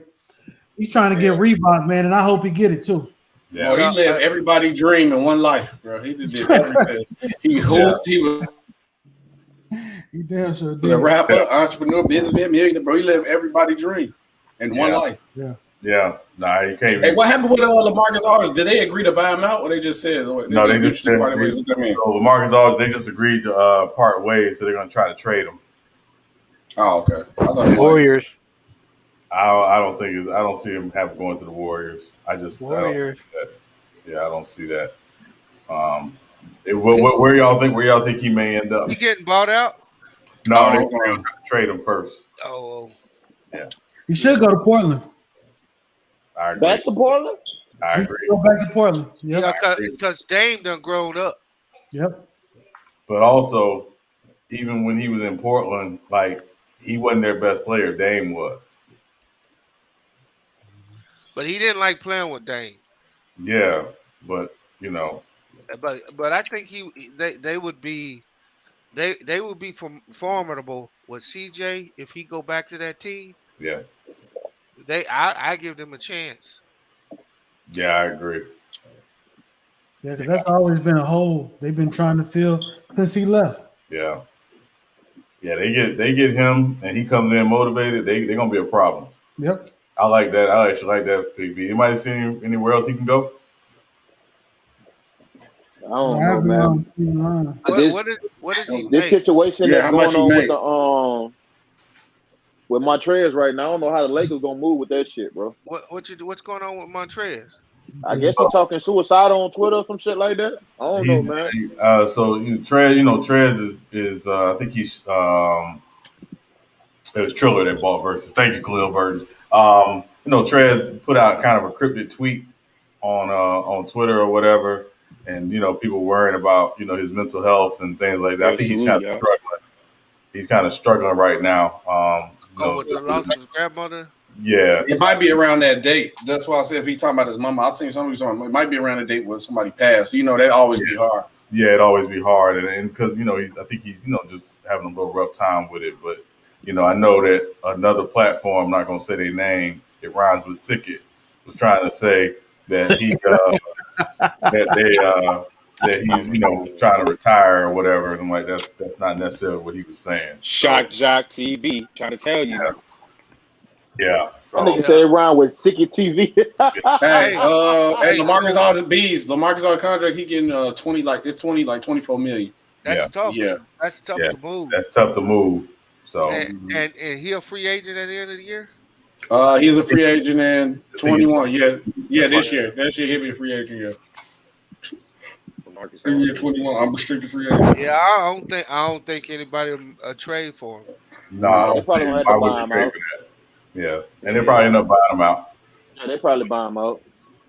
If he get bought out, he'll sign with the Lakers. I was just thinking that. His ass gonna go to the Nets. I was just thinking that. Go to the Nets. I mean, go to the Nets. I'll be rolling. I actually think it's good. Everybody want them all to go over there. Because, again, the more guys they acquire that don't do the little things, the harder it is going to be for them to win. Yep. Because all you're doing is knocking down the guys that do the little things. They're getting further and further away from playing.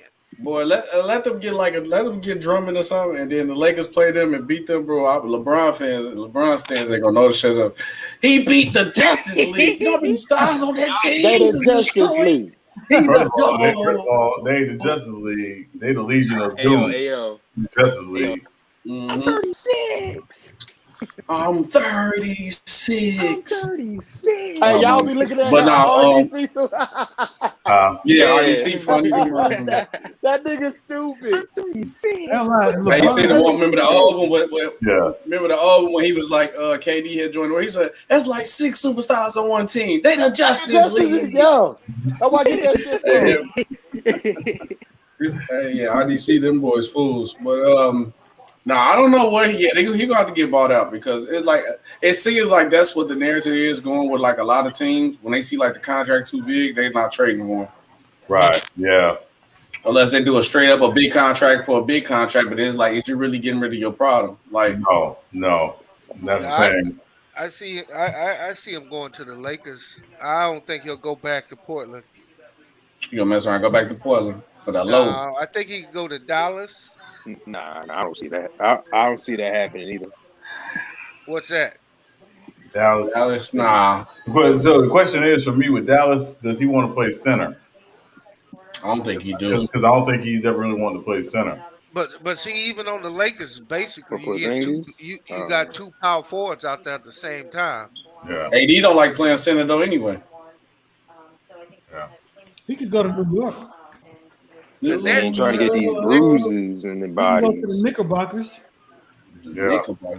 And another one said him going to the Bucks. Oh. That would be interesting. That'd be real interesting. That'd be a good place for him. Maybe he can help Giannis get his post game up, man. You know, post jump. Hey, salute panel. What's up, fellas? How y'all doing? What's up, respect all?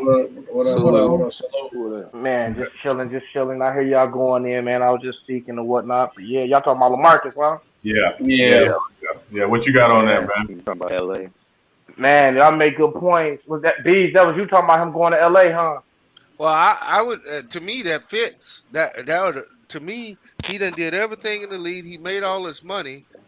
If you're gonna get bought out at this time, you don't want to go play with a bunch of kids. You want to go play, or the Clippers. You want to go play for a team. Yeah. When I saw that this morning, I was like, man, he'll be a good fit for them because he did it all like you said. He just at this point he kind of like on Blake status. He's trying to get a ring. You feel me? So that would be a good spot. Yeah. I'll be honest though. I'm thinking about it. He might actually fit better on the Clippers than he would the Lakers. Yeah, that too because they need somebody that could just like he a shot maker, bro. Like he dope in the mid range. So I can see him going either way. Oh yeah, hey, the Clippers bring him and George Hill in. Lakers finish. Yeah, the Clippers nasty, bro. They just like you said, they need a point guard. They gotta get some type of IQ. Floor general. Yeah, the best answer that's the most realistic answer to get is George Hill. Honestly. Hey, and he give AD the business. Mm-hmm. You seen it this year? He was J and AD when the Spurs beat him. He was killing AD. I like, damn, he can't stop him. And I love AD. Yeah, LaMarcus a matchup problem. Yeah, he old school big problem. Old school. His jumper money for him to be that tall. 7 foot like that, and he shoots so high, he gonna get it off every single time. So. I think Lamar's gonna go. If he gets bought out, he's going to Clippers. That nigga going to Brooklyn. Everybody going to Brooklyn. I don't think everybody going to Brooklyn. Everybody going to tell you why. Everybody going to Brooklyn. Because not Wilder over the Clippers. So I think he goes. Do we got a relationship with Kawhi? Bro. Yeah, I mean, he probably don't mind playing with him. He didn't mind playing with him. He chose the Spurs when he was a free agent. So that was one of the big. He chose the Spurs because that was his home. Yeah, that's why I gave Dallas a shot. That's what I'm saying. He could have went to Dallas though. So he picked the Spurs. Like it was in Texas, but he picked them for a reason. That's a good point. Because they were a perennial winner, dog. Right. Yeah. The Clippers right there. They only a few people. You know what I mean? So that wouldn't be a bad move. That's a good point. The Spurs. You think the Spurs gonna trade LaMarcus Aldridge to a contender or a rival? Nah, I don't think they can move him, man. Yeah, they can't move him. To me, this means that DeRozan getting moved to Miami. I think. Yeah, I don't know. I think he get moved. I don't like that. I don't think he fit in Miami with him having Jimmy Butler. Yeah, no, I think his game is kind of Yeah, he's redundant. ISO. He's ISO. Like With you can't who? have you can't have two dudes that don't shoot threes like that. I mean, Yeah. Who? like wing What wing. two? What two? Butler? Jimmy Jimmy Butler. Yeah, Jimmy Jimmy Butler. Butler Butler. barely shoots Jimmy threes. Butler Like They ain't got to be on the one. floor at the same time. shoot. I I mean, mean, they why? just I share mean, the minutes, but I mean, if you get DeRozan, they're gonna play To together. put They DeMar gonna DeRozan on the bench, True. right? Is that what I'm saying? Well, I think Miami gonna do something. I don't think they're gonna yeah, stay back.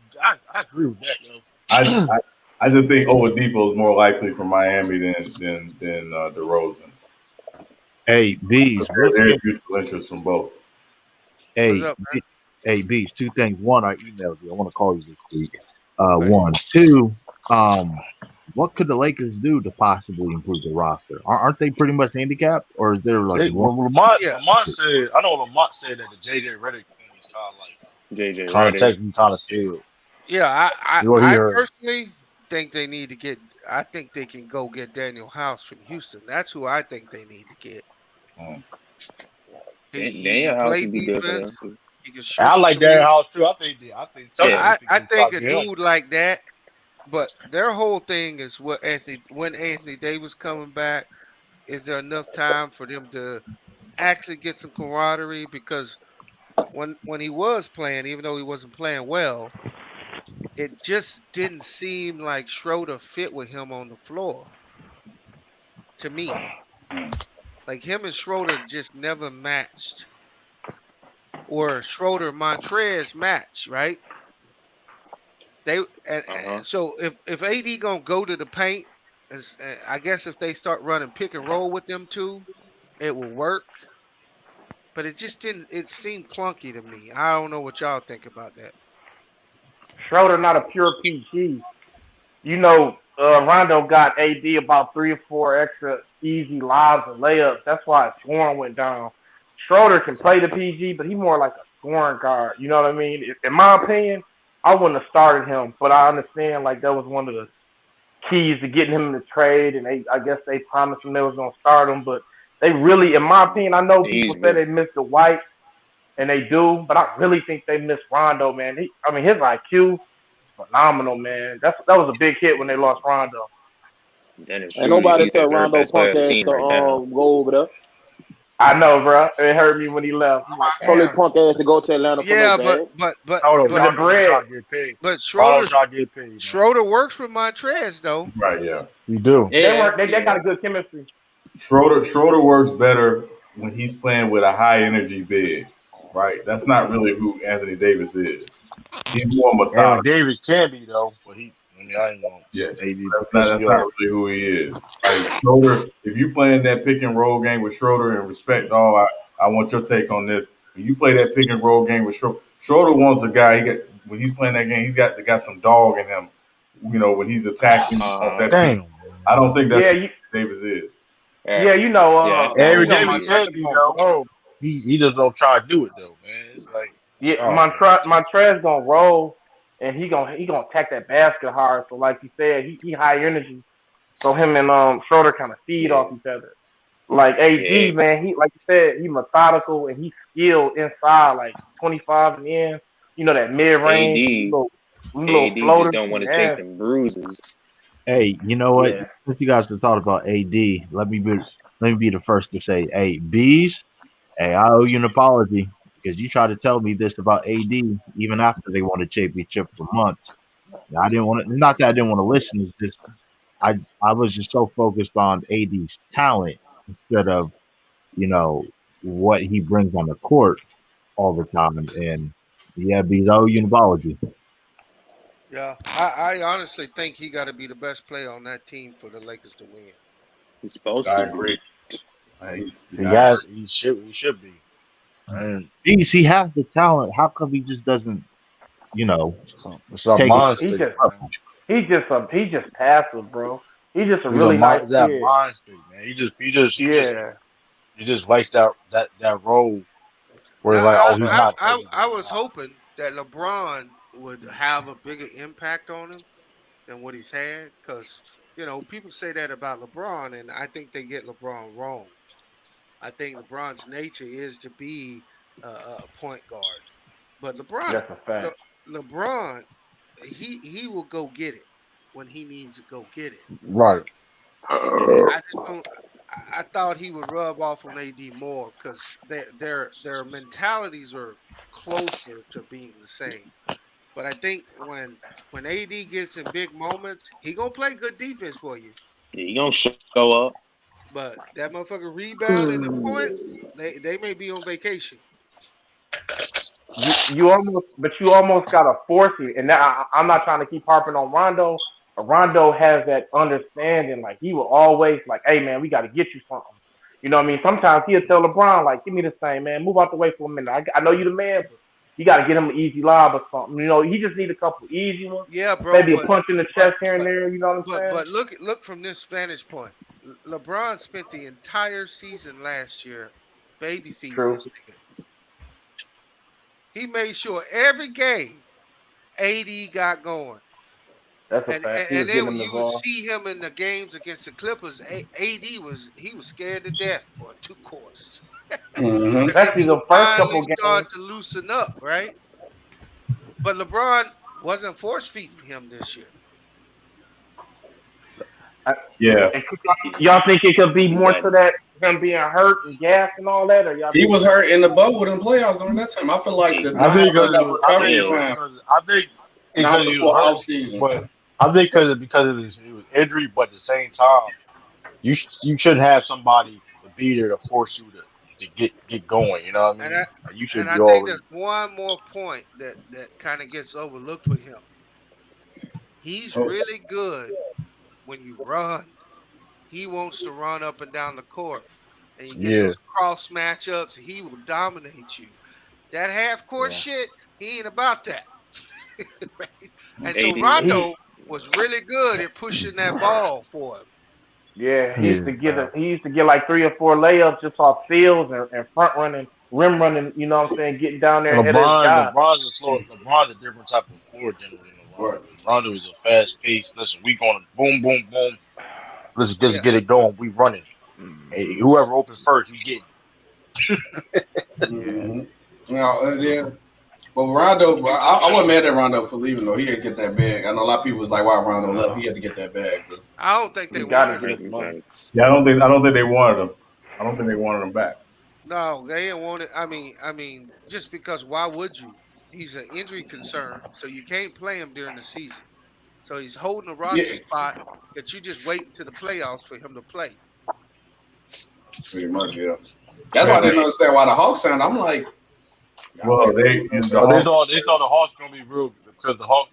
He was on the Hawks. Hawks are gonna be real good. No, they getting exactly what they paid Rondo for.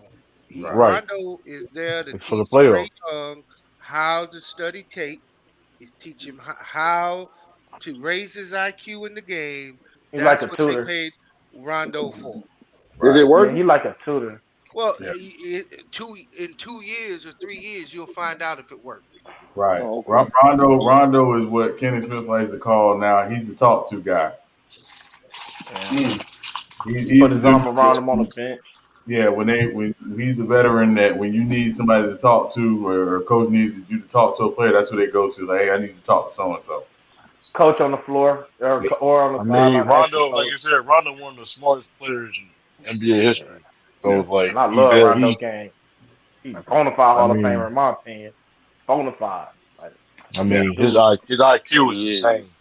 Yeah, he's one of the best passers ever. His IQ is stupid. That's ridiculous, man. Stupid. It's stupid. Brian trusts him too. Like I'm telling you, they don't win that without Rondo. Yeah, yeah. So I mean, you know, and at the end of the day, right? The Hawks are what they are. They're not going to be anything. Yankees smack the Padres. They're not going to win with Trae Young as their best player. Right? Wait, what? SB? Yeah, what you say? Yankees smack the Padres. Come on, yo. SB. Check the chill there. We're not doing that. We're not going to believe it. I knew. SB, hold on. SB. What I do? I'm a Yankee fan, as you know, but spring training is the He ought to fight spring training. I know. You got some tail on that one. It's a spring game? Hey, look, man. With the AI voice. Spring games? Yeah. I mean, you talking about spring games? It's a preseason. We talking about spring games. Yeah. Spring training. I got an alert. I just what I saw. That's it. And he got nerds at the Padres. Like, Padres. SB. I mean the Pirates. It was the Pirates. SB. And the Padres not weak no more. SB. What's up, man? Preseason football, preseason basketball, and spring training is like watching porn on Cinemax. It ain't no. Hey, hold up, porn come on Cinemax. Oh man! Look at this freaky man. Let's say, hey, Sean. You always want to change some subject when we talking about ass, Lee. Let me find out. No, man. No, we don't talk about it. We don't talk about it. It's just not real. It's not real. What? No, I'm saying like preseason. Come on, man. We see. I think the Lions the year they went 0-16, went 4-0 in the preseason. Yeah, they sure did. Right. Yeah, they went undefeated in the preseason. Yeah. So it ain't real. That's the point. It's not real. Preseason Super Bowl champ. I'm kind of concerned. With the Cleveland. Kind of concerned with the Saints now, nigga. They making a lot of moves. I don't know what the hell they doing. Well,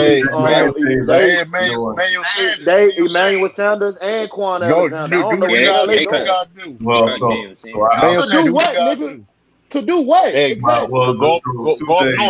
Well, two things. Number one, the Saints are $75 million over the cap, so they had to make a lot of those moves, right?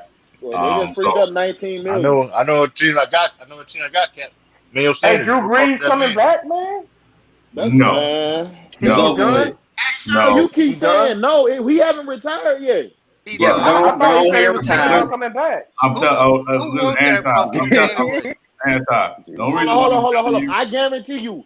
Hold on. I can tell you who want them.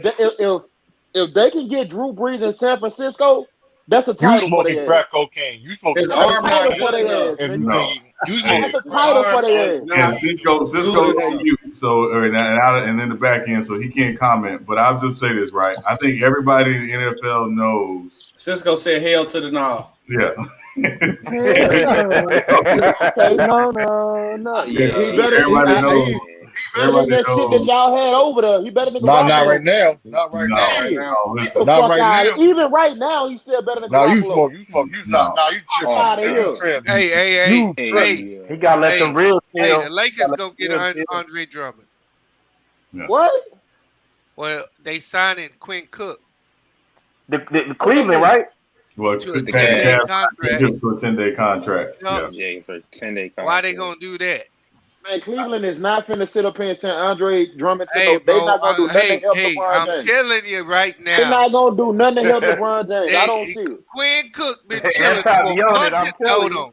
Quinn Cook been chilling for a month, over a month and a half. That man Quinn Cook getting paid on. And they go up and sign him to a 10-day contract for what? Quinn Cook paid. So hold on. What you trying to say, B? Them sign him to a 10-day contract with something to do with the Lakers? For them to make a trade, they're gonna see if the Lakers is able to pull off a trade for Drummond, right?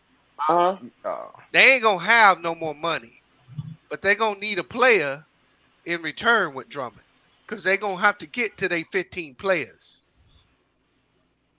See, the Lakers are already at 14. So you think gonna be like a 13 trade or something? No, I'm just saying, I'm not saying it's gonna happen absolute. I'm just saying this is the type of shit that happens in the league that you don't see coming. And then when they make the trade, if they were able to make the trade, Quinn Cook would come back to the Lakers in that deal for a roster spot, basically, because he ain't no money. Hey, Quinn Cook, you gonna be good, man. Lakers got like $1.5 million or something, 1.3 million under the cap. They can sign somebody out of the buyout market, but they can't. If they were to make a trade and actually trade more, they got to be able to still put people on their bench. Right, Quinn Cook they already got too many guards on the bench. That is kind of odd. Yeah. Hey, Khalil Burton. I don't think the Cavs are going to buy Drummond out. They don't want to buy him out. Somebody gonna trade for him. They're very adamant. They don't want to buy him No, out. they better. Somebody gonna trade for him. Yeah, but they got to do it soon as possible. yeah, it's sooner or later they're gonna have to make a decision because he makes a lot of money, too much money. It's hard to move. Just like we were talking about the other player earlier today, LaMarcus Aldridge. Right, Aldridge it's too hard to move that much money. Yep. LeBron picked up the bat phone and done made some business deal with old boy. Hey, so I'm gonna come in and he done something going down because I just don't see why they picked that dude up. When is the trade deadline date again? I don't know. You got March 25th. You got Shabazz Napier. You got all kind of guards that's just been chilling at the house that you could have already brought in if you wanted to bring them in. Why you pick him? I don't think the Cavs want LeBron to win, bro. I heard somebody say last night. I forgot who it was, bro. They said they feel like the dudes don't really fuck with LeBron like that, so now they trying to build a super team to get him the fuck out of the league. Well, and I'm like looking at him. That is KD and that's but hey, he said a lot of, and I never understood. I hate when people say that. Like, who are the names that don't like? Oh shit! Jay Williams said it. You know what I think, man? I just think it's legacy. I think they playing legacy chess. Nah, Jay Williams said it's a lot of the dudes in the NBA that really don't fuck with LeBron. I'm like, dude, is this something that we don't know about LeBron behind the scenes, bro? Jay Williams needs to take the college basketball, man. Because they make it seem like LeBron be trading and moving. You can't say that though. I'm pretty sure Jay Williams is more plugged in than you, Drew. Don't tell that man this is getting into the crowded basketball. Yeah, he plugged in. Jay Williams plugged into Kyrie and Kevin Durant. That's who he. Well, I don't know who he plugged into. I just heard him saying. I'm like, did I miss something with LeBron James? He plugged into Kyrie, man. They can hate on him all they want. He still get there. Come on, man. Because that's all it is. That's all it is hate. I'm just saying though, I'm not saying that people that don't like LeBron, but still though, it's like a bunch of people that don't like LeBron. That's like. It was a bunch of people that didn't like Jordan. Though, like everybody didn't like Jordan. Everybody didn't like Jordan. I mean, Paul Pierce and LeBron didn't like each other. That's more of just a competitive. Paul Pierce spit at your bench, nigga. You have a reason not to like that nigga. I mean, I don't know why. But here's the thing. I mean, the reason why he may have did it. I don't know why he. Wait, Paul Pierce did what? He spit at their bench, nigga. I would have went with his ass. Fuck not liking it. No, you would have set your ass right there. Wait, he spit on him or tried to talk to me. He spit at the bench, fam. It was like I spit at my bench, nigga. We fighting. Fuck you, no, me. You ain't. You ain't. You up here talking a bunch of bullshit. Paul Pierce a big dude. Hey, you in that position? Your ass gonna sit right there. Got stabbed up in Boston. That's what you gonna do. Fucked up. No. Paul Pierce. Paul Pierce would take somebody's life for spitting on me. Fuck you talking about. Paul Pierce on them signs up, low key. Allegedly, you know what I mean? Chill out. What signs that nigga? So boy, get the fuck out my face. Chill out. Chill out every time. Check your body and slapping on a man. I don't mind going sit down in jail. I wish a nigga would. No, man. Yeah, you're definitely gonna be sitting down. I'm sitting in jail. I don't mind. You may be sitting on your face. Yeah, I wish. At the end of the day, does it really matter that players don't like LeBron? Does it matter? It don't matter. It don't. But at the end of the day, I'm just everybody not gonna like each other, man. Right. I understand that, but why is there so many players that dislike him, man? Like there's something I'm missing. Because nigga may have dunked on me. Look, trash talk. It's not that deep, man. When you at the top of what you do, it's lonely. And you do it better than the rest of them. They don't like you. It don't matter what it is. Hey, People Sean, don't like you. Mm-hmm. Sean, you remember? You remember? Do you remember liking the Duke Blue Devils? Oh God, no. Why? Everybody hated Duke. Everybody hated him, right? Everybody hated Duke. Every team. People still hate Duke. I'm laughing. They suck. Hey, but do you know why? But why do you hate Duke though? I'm University of Maryland. I'm University of Maryland fan, so that's what. Yeah. Hey, Duke. But J-Mac is right though. Why did people hate him? Because they were. I can tell you why Captain the Hood hated him. I can tell you why Jalen hated him. I don't even like hate is a strong word for me. Like I don't hate nobody, dog. Hold on. Anti, you hate Goat Mike. Hey, hold up, man. Hold up. You gonna tell me hate's a strong word, but you just told me 5 seconds ago that you would dead a nigga if he spit on you. Of course. So That is kind of respect crazy. is a stronger word That than is hate. kind of crazy though. That is kind of crazy. How that kind of crazy, nigga? You spit on me. Exactly. So, They ain't got No, nothing but with me no, hating you. but you said, They ain't got nothing with me hating you. Hold on. You said Hey, you wait, go to hold prison for that on. though. Hold on. Let me ask a question. Because I think, and I want to hear from the chat on this too. Everybody got one team they have hated their whole life. Yep. Everybody got one. And I just want to go around the panel. I just want to go around the panel, and I just want to ask everybody on the panel, what's the one team you've hated your whole life? And I'm gonna start with J Mac. The Duke Blue Devils. And I can't even tell you why. Yeah. Cisco. The fucking Cowboys. Lee. Pittsburgh Steelers. Anti. I really don't. I never the whole hated a team. NFL. He's a Saints never fan. hated. The whole I never NFL. hated. No, I don't hate them, bro. like with me, bro. That's a strong word for me. I don't hate nobody, dog. A team that it's not a team that I don't dislike. Hold up, I tell you this. It's not a team that I don't dislike. The Cowboys. I dislike their fans. Their fans get on my damn nerves. I'm in Dallas, so they get on my nerves. Okay, well, what about what team anti did you never wanted to see them win? Atlanta Falcons. No, I swear to God, I was going for the Falcons when they went to get the Patriots. I'm not a hateful person, bro. Hey yo. I'm not a hateful person. That's why I try to change. That's why I try to change it up. No hate in my heart, bro. That's why I try to change it up. And again, I'm saying when I say hate, I mean it's not like like you kill him or whatever. I'm saying hate from. No, I get what you're saying. I just like I said, I never just had that passion for a team like that. Hey, we all know SB hates the Chargers, so we can move on. Why you hate the Chargers? The Chargers are my team. He capped. Why the hell you hate the Chargers? SB, who's your team? SB. As much as B's try to like harp on anti about that, but I honestly don't hate the team either, bro. All right, we got all right. Because if anything, I could hate the Patriots. Hey, B, you just a hateful ass nigga. That's all that is. Hey, bro, all I'm saying is, hold on. You said hate's a strong word, right? Yes. But you would dead a nigga over some spit. That don't make no sense to me. Yeah, it makes perfect sense. That makes perfect sense. If you disrespect me like that, hold on. Let me say this. I'm over. This how I am, B. Y'all hear me on this, and I talk shit with y'all, of course. Am I outside life, bro? I am a very respectful man, dog. Do not disrespect me in no type of way because everything with me is no sir, no ma'am, excuse me. I'm like that when I'm in the streets, bro. So I'm a very respectful person. So for you to come up and spit on me, oh yeah, I'm gonna push your shit in, dog, and I don't mind sitting down. It has nothing to do with hate. It's a respect thing. You basically telling me I'm worse than dirt to you. You spit on dirt. So here's but one team I say I never want to see win, though. I can say this, though. The one team I never want to see win, though. Salute my boy Taj.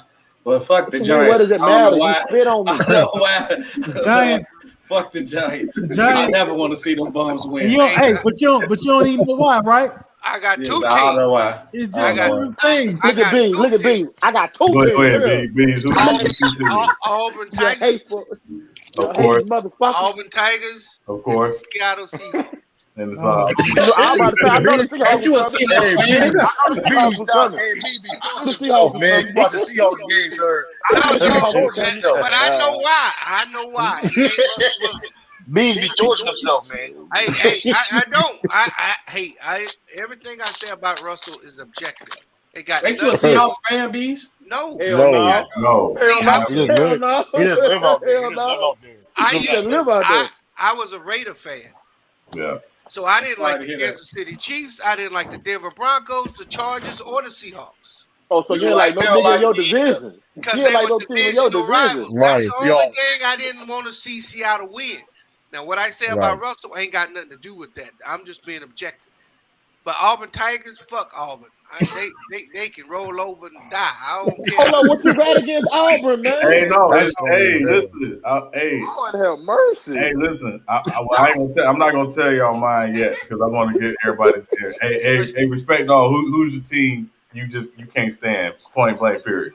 Clippers. Man, I'm super weird, bro. My stuff is based off my favorite players. My favorite players are Isaiah Thomas, Allen Iverson, and LeBron James. So Mike literally used to make me want to punch the screen. He used to bust our ass so bad once we started getting over the hump. I couldn't stand Mike, bro. Like he was so goddamn cold, bro. Like I used to sit, I used to sit there and I'm like, God, dog, he's destroying us. And he just couldn't do nothing. And then I didn't like Kobe and the Lakers, man, early on when Shaq was getting on them 3-peats. And I always, I'd be getting, treated like a Kobe contrarian, but Kobe cold, bro. Like he got us up out of there when when Iverson won that first game with 48 points. Man, Kobe just turned it on. He started D'ing up, just killing. And then you know what I'm saying? I didn't root for the Warriors when they got KD. I never liked them, bro. But they just cold. Like you can't do shit, man. They cold. Hey, ain't nothing you can do with that team, bro.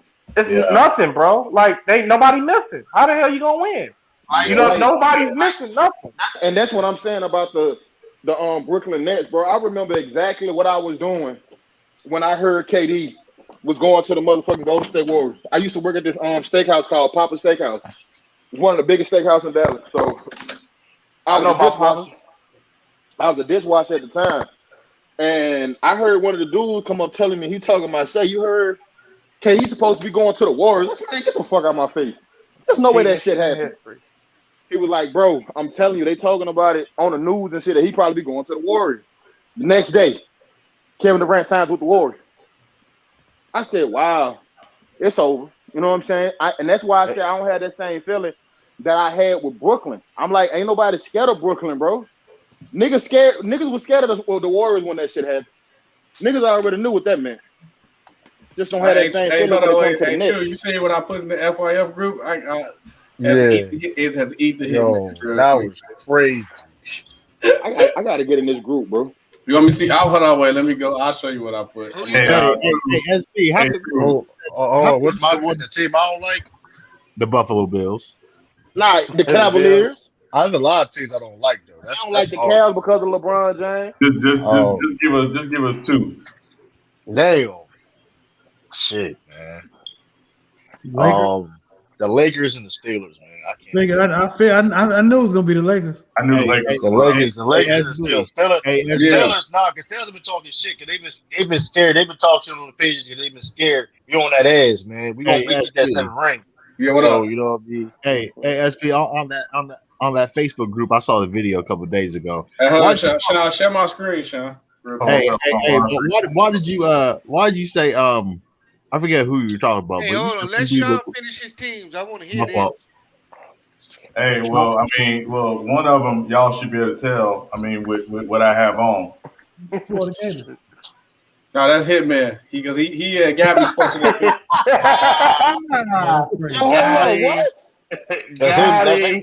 That's Hitman. Hey, y'all gotta stop, bro. Y'all gotta stop, bro. That's the hell. Don't give me on my Facebook. Yeah, y'all. My Facebook account. Y'all doing the most. Boy. I had to get him. He had went through the archives and found the picture. I said, "You picked the wrong person. I'm gonna roast God. You didn't go in against me." Hey, got that boy with the Robert Kelly. Hey, Sean. We all know you love Duke. Well, no, Duke is up there, but there's another team I hate more than Duke. You? Miami Hurricane. No, it's the Gators. No, it's the Gators. I can't stand the Gators. I can't stand. Why? I can't stand the Gators. Tim Tebow? No, it goes back well before Tebow. No, hold on, but you a Heat fan. So you a Heat fan though? Yeah, but you're a Florida State fan, bro. It be like that sometimes though. So I'm just telling y'all how it is in the state of Florida, right? From a very young age, because Florida college football runs the state of Florida, you are required to pick a team to root for. So I've been a Florida State fan since I was like 6 years old. Like that's just how it's been. And I hate the Gators. I always have. I always will. I'm gonna tell you this, right? This is how much I hate the Gators. We did a Secret Santa like 10, 15 years ago at the job I was working at, and the dude I picked was a Gator fan. The girl I was dating at the time, I was like, listen, we got to go to the Nike store to pick up this Gator thing, but I'm not touching it. You got to pick it up, take it to the register. I'll pay for it, but I'm not touching that nonsense. That's a damn shame, bro. He hate them boys. I'm listen. If I had hypothermia and the only thing that was to keep me warm was a Gator blanket, let me die. I'm not. That's a damn shame, bro. You ain't rocking with him. Yeah, I'm God not doing it. damn. I'm not No. doing it. Sean, how Yeah. did you develop this hatred? He ain't Oh, it's lying either, easy. man. No, it's easy because Gator fans are the worst. They're the They the absolute op. worst. And if you ever been down to that stadium, it's the worst. It's the worst. I can't Hey, stand it. hey, Hey man, hey, I'll never hey, wear a Laker. I'll never wear a Laker jersey. hey, That's hey, like, man. I'll never do Hey, it. Sean, we know why you don't. We know what the Gators did to y'all. Yeah. That the Gators turn y'all in for Free Shoes University. That's how y'all got caught. That's why you don't like them.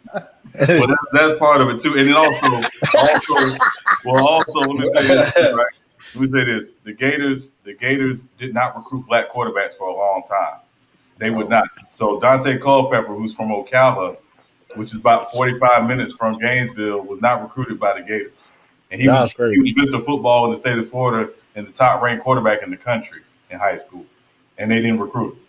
Oh wow, that's Yeah. wild. Yeah, it's crazy. It's crazy because I don't like the Gators either. But my high school basketball coach was the first black Florida Gator on scholarship, Steve Yeah. Williams. Yeah. I So played yeah. for him.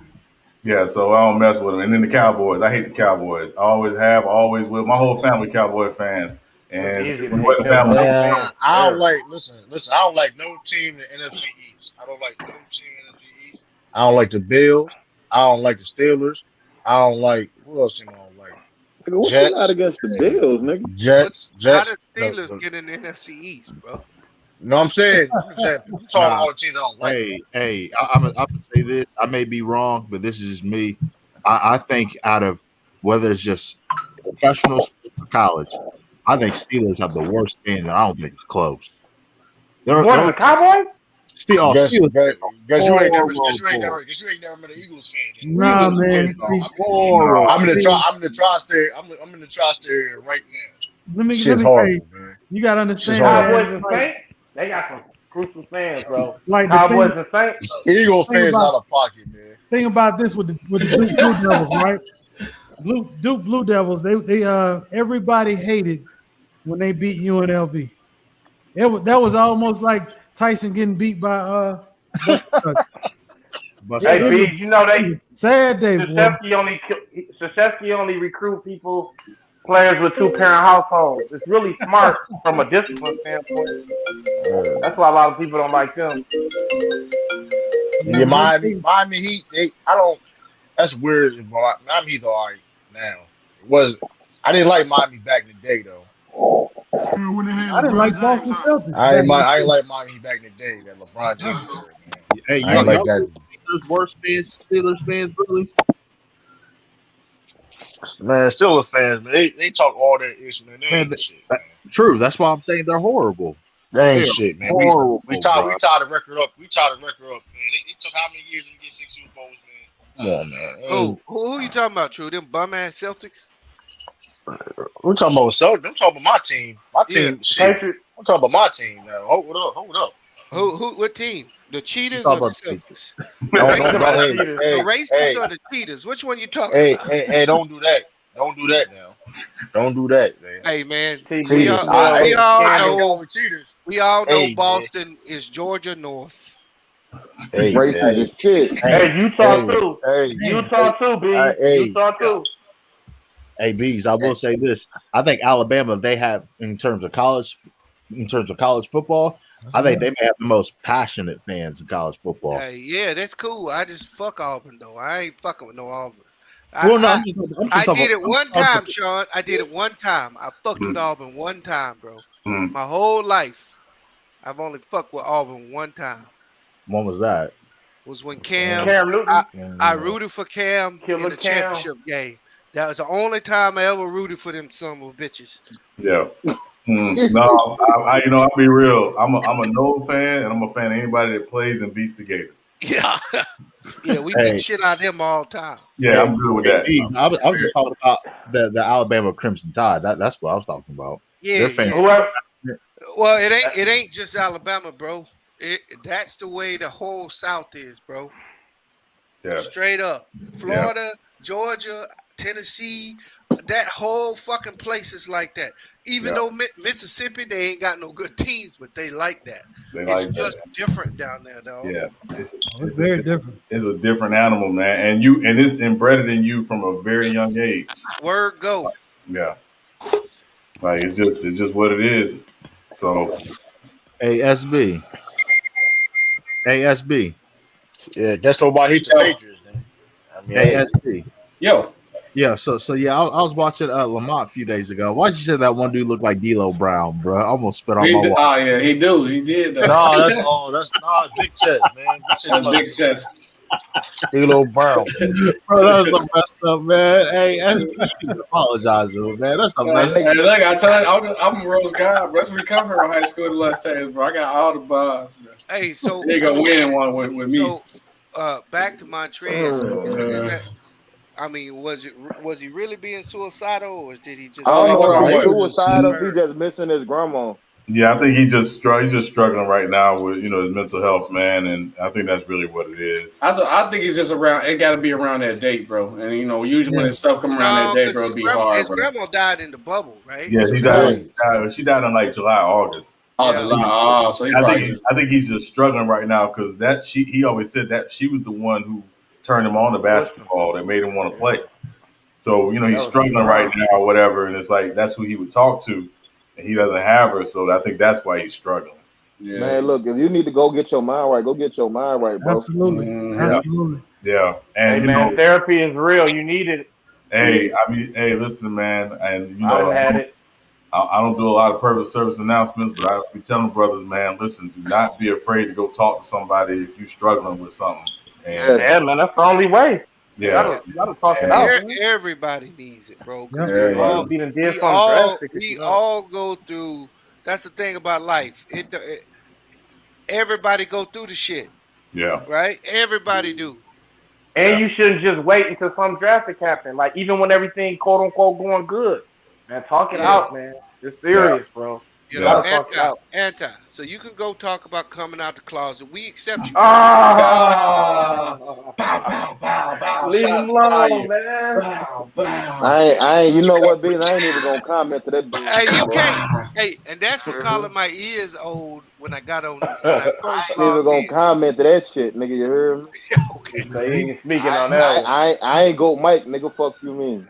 Yeah, I think he should take off as much time as he need, man. Yeah, you gotta do what you gotta do, man. It's just even though that's gonna hurt the Lakers, bro.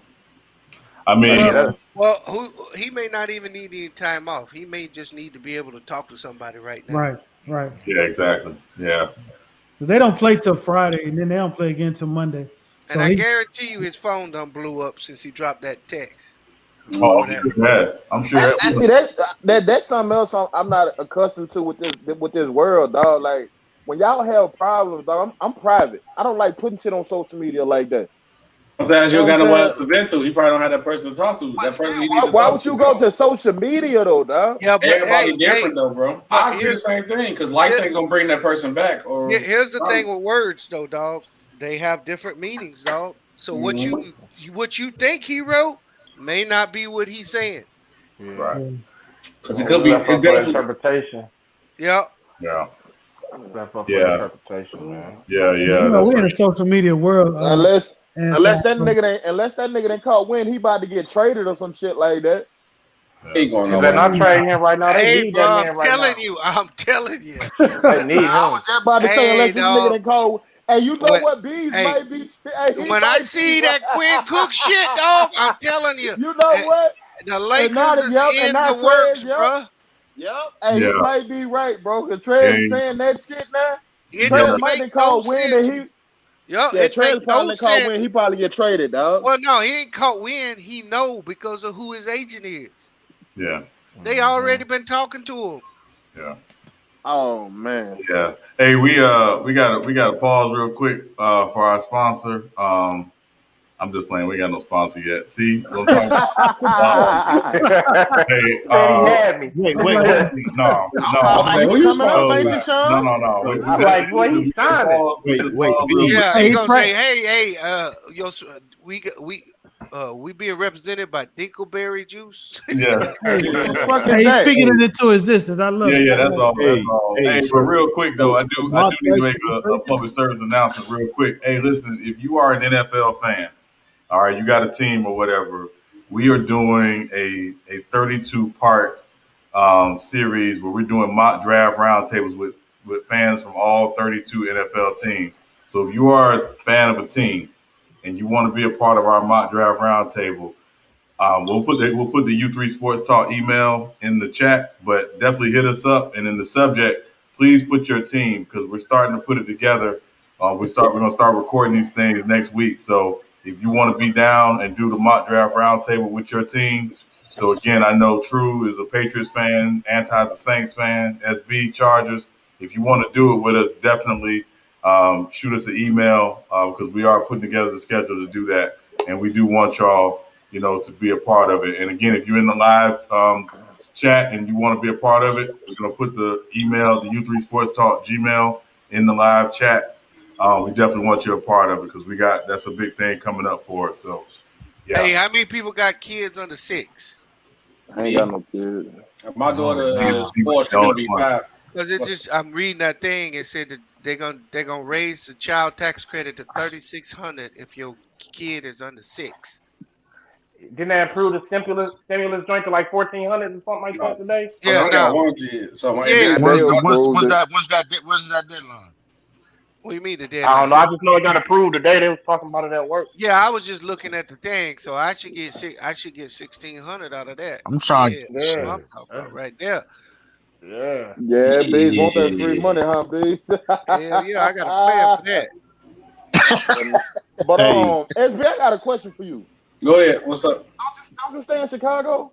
Yeah. How the hell you become a Chargers fan? LT was my favorite player, so I just stuck with the team. Yeah. I really it's crazy that the Rams LT and like Marshall Faulk was like my favorite players, but then I liked it like everybody else on the roster too with the Chargers, so I just stayed with them. Yeah, you like Tom Gates, SB? Yeah, I like Gates. That's my favorite tight end. Hey, he was a hell of a what was the linebacker name? Sean, Say you saw Sean Merriman. I remember Maurice Jones-Drew put that nigga on his ass, boy. He did that to a lot of people. He was a bad boy though. He did that to a lot of people. That little bowling pin ball built motherfucker, boy. Hey, he was strong as hell and short as shit. Dan Sproles. Hey, Dan Sproles, my nigga, when he was with the Saints, I still don't know why they let that man go, bro. I don't know why the Chargers let him go, man. I was pissed. I don't know why the Saints let that man go. Hey, man, best Chargers ever. Dan Fouts and Winslow. Then LT. Yeah, well, and then Junior Seau. I was like about Junior Seau. Yeah, shout out Junior, man. R.I.P. to the legend. R.I.P. to that man, bro. Damn. Yeah, it's another example of mental health. CTE, man. I can't. Man, that's crazy. Hey, this is a little off topic. Sorry, I was late. I was doing something real quick. But Bees, did you really say Montrez could really get traded? I think he didn't call wind of that, bro. No, I think he was didn't call just wind saying of that. It's just peculiar that Cleveland was signed Quinn Cook. And then his tweet come out today. Yup. And then his tweet come out today. Then that tweet come out today. Yup. Hey, I didn't even believe it until I realized. I don't know about the tweet. I'm just saying he been sitting on the shelf for a month. If they wanted him, and then if you need him, just bring him in for the rest of the season. You got all them guards, right? So unless one of them guards got hurt, did they get hurt? I don't know nothing about Cleveland, bro. Garland, who what's the dude from Alabama? The little point guard? Colin Sexton. Yeah. Them dudes get hurt? No, when they get rid of the Porter guy though, something like that, Kevin Porter or something. Yeah, they already moved him. They already got rid of him. Yeah. So maybe they're doing it for a roster spot, but they would have had 10 days after that deal to get back to 14 because you got to carry 14 players. But I think now they just said now the teams have to carry 15 players. I think because of the COVID situation. Yeah. Well, no, 15 is what you're supposed to have on your roster. But see, the Lakers been going all year with 14.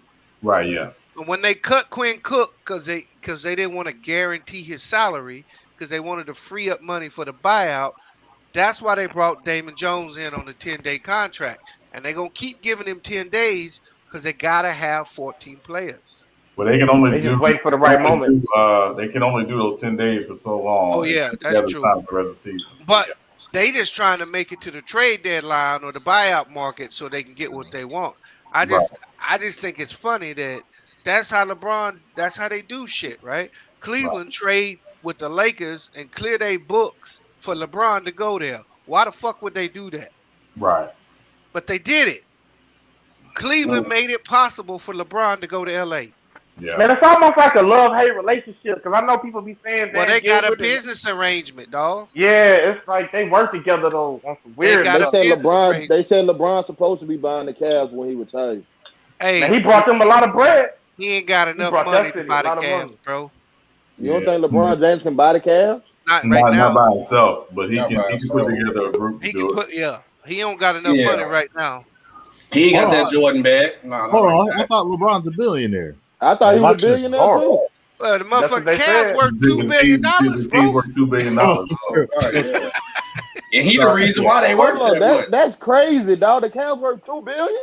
LeBron, NBA team, bro. That's the average. As trash as they are, as trash as the city is, it's an NBA team. That stuff worth money, bro.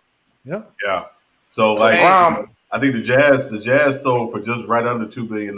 Hey, bro, the Jazz sold to a young dude, bro. Yeah. He was like in with the family, the previous owner.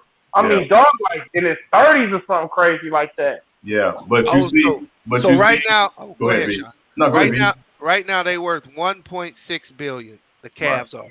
Right. I think by the time LeBron retired, bro, they'll be down to $1 billion. No.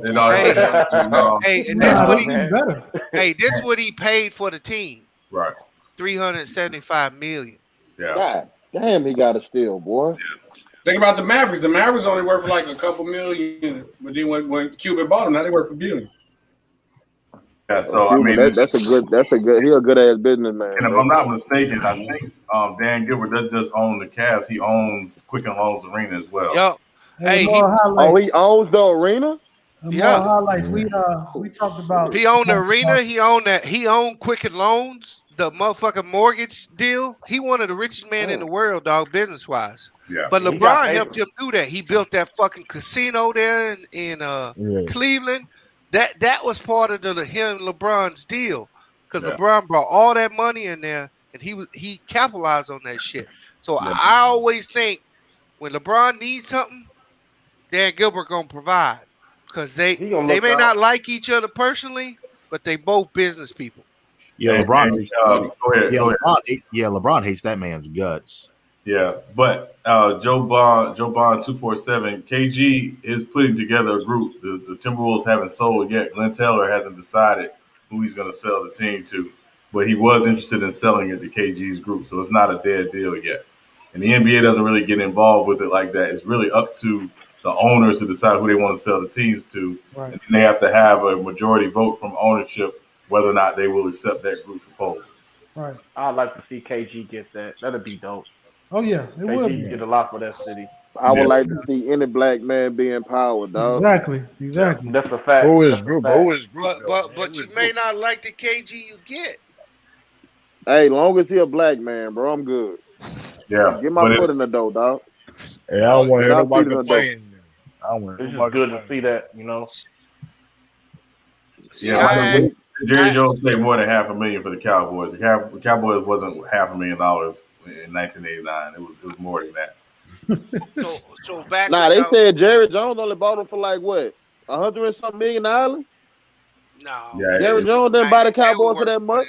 Yeah, no, I mean not what it is today. No, but remember now. So also was interesting with him. He liquidated all his assets to buy the Cowboys. Yeah, he was messing with the oil, wasn't he? Yeah, $140 million is what he paid. Yeah. How much he paid? $140 million. He got and that team worth what, like $5 billion now? Oh yes, yeah, but they worth that more because he owned the stadium. Yeah. And so hey, somebody said I ain't like the Clippers earlier. You 100% right. I'm gonna tell you why. You know what I'm saying? Clippers got it. You know, y'all know with the Don Sterling stuff. Then they used to do Elgin Baylor wrong, bro. Always jerk him on the bread, never give him credit, never give him good draft picks. They never wanted to pay their players. So I'll be looking at the historics. That's why I never root for the Knicks. That's another team I didn't mention. Like for what's that David dude, the dude that's Oakley, kick him out the gym and he a legend. And play side and have what's some cat's name, Spreewell and Larry Johnson come sitting like coons at the front bench of the game, or front row. You be liking stuff like that, dude. You know what I'm saying? I'll be looking deep into it when I don't like a team, bro. And that them two teams, them two reasons why I don't like those, particular franchises. But back, I think LeBron's impact in the NBA is gonna hurt the league for years to come. Because why you say that, B? Because these dudes ain't smart enough to follow the blueprint. So what the league gonna do? The league has seen how LeBron has dissected them. At some point, they coming back with the hammer. They want to get control of this league. They can't do it right now while LeBron in there. But as soon as that gap opens up to where they don't have that face of the league, they hitting them with the hammer. Yeah, and that's why he don't get no calls no more.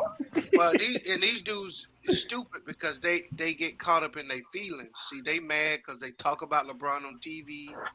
They mad because of all kinds of shit. Because LeBron can have your ass traded. They see themselves as equals because they all play in the league. But why do LeBron get all this shit? I don't get this shit. But see, they don't understand that LeBron being underpaid.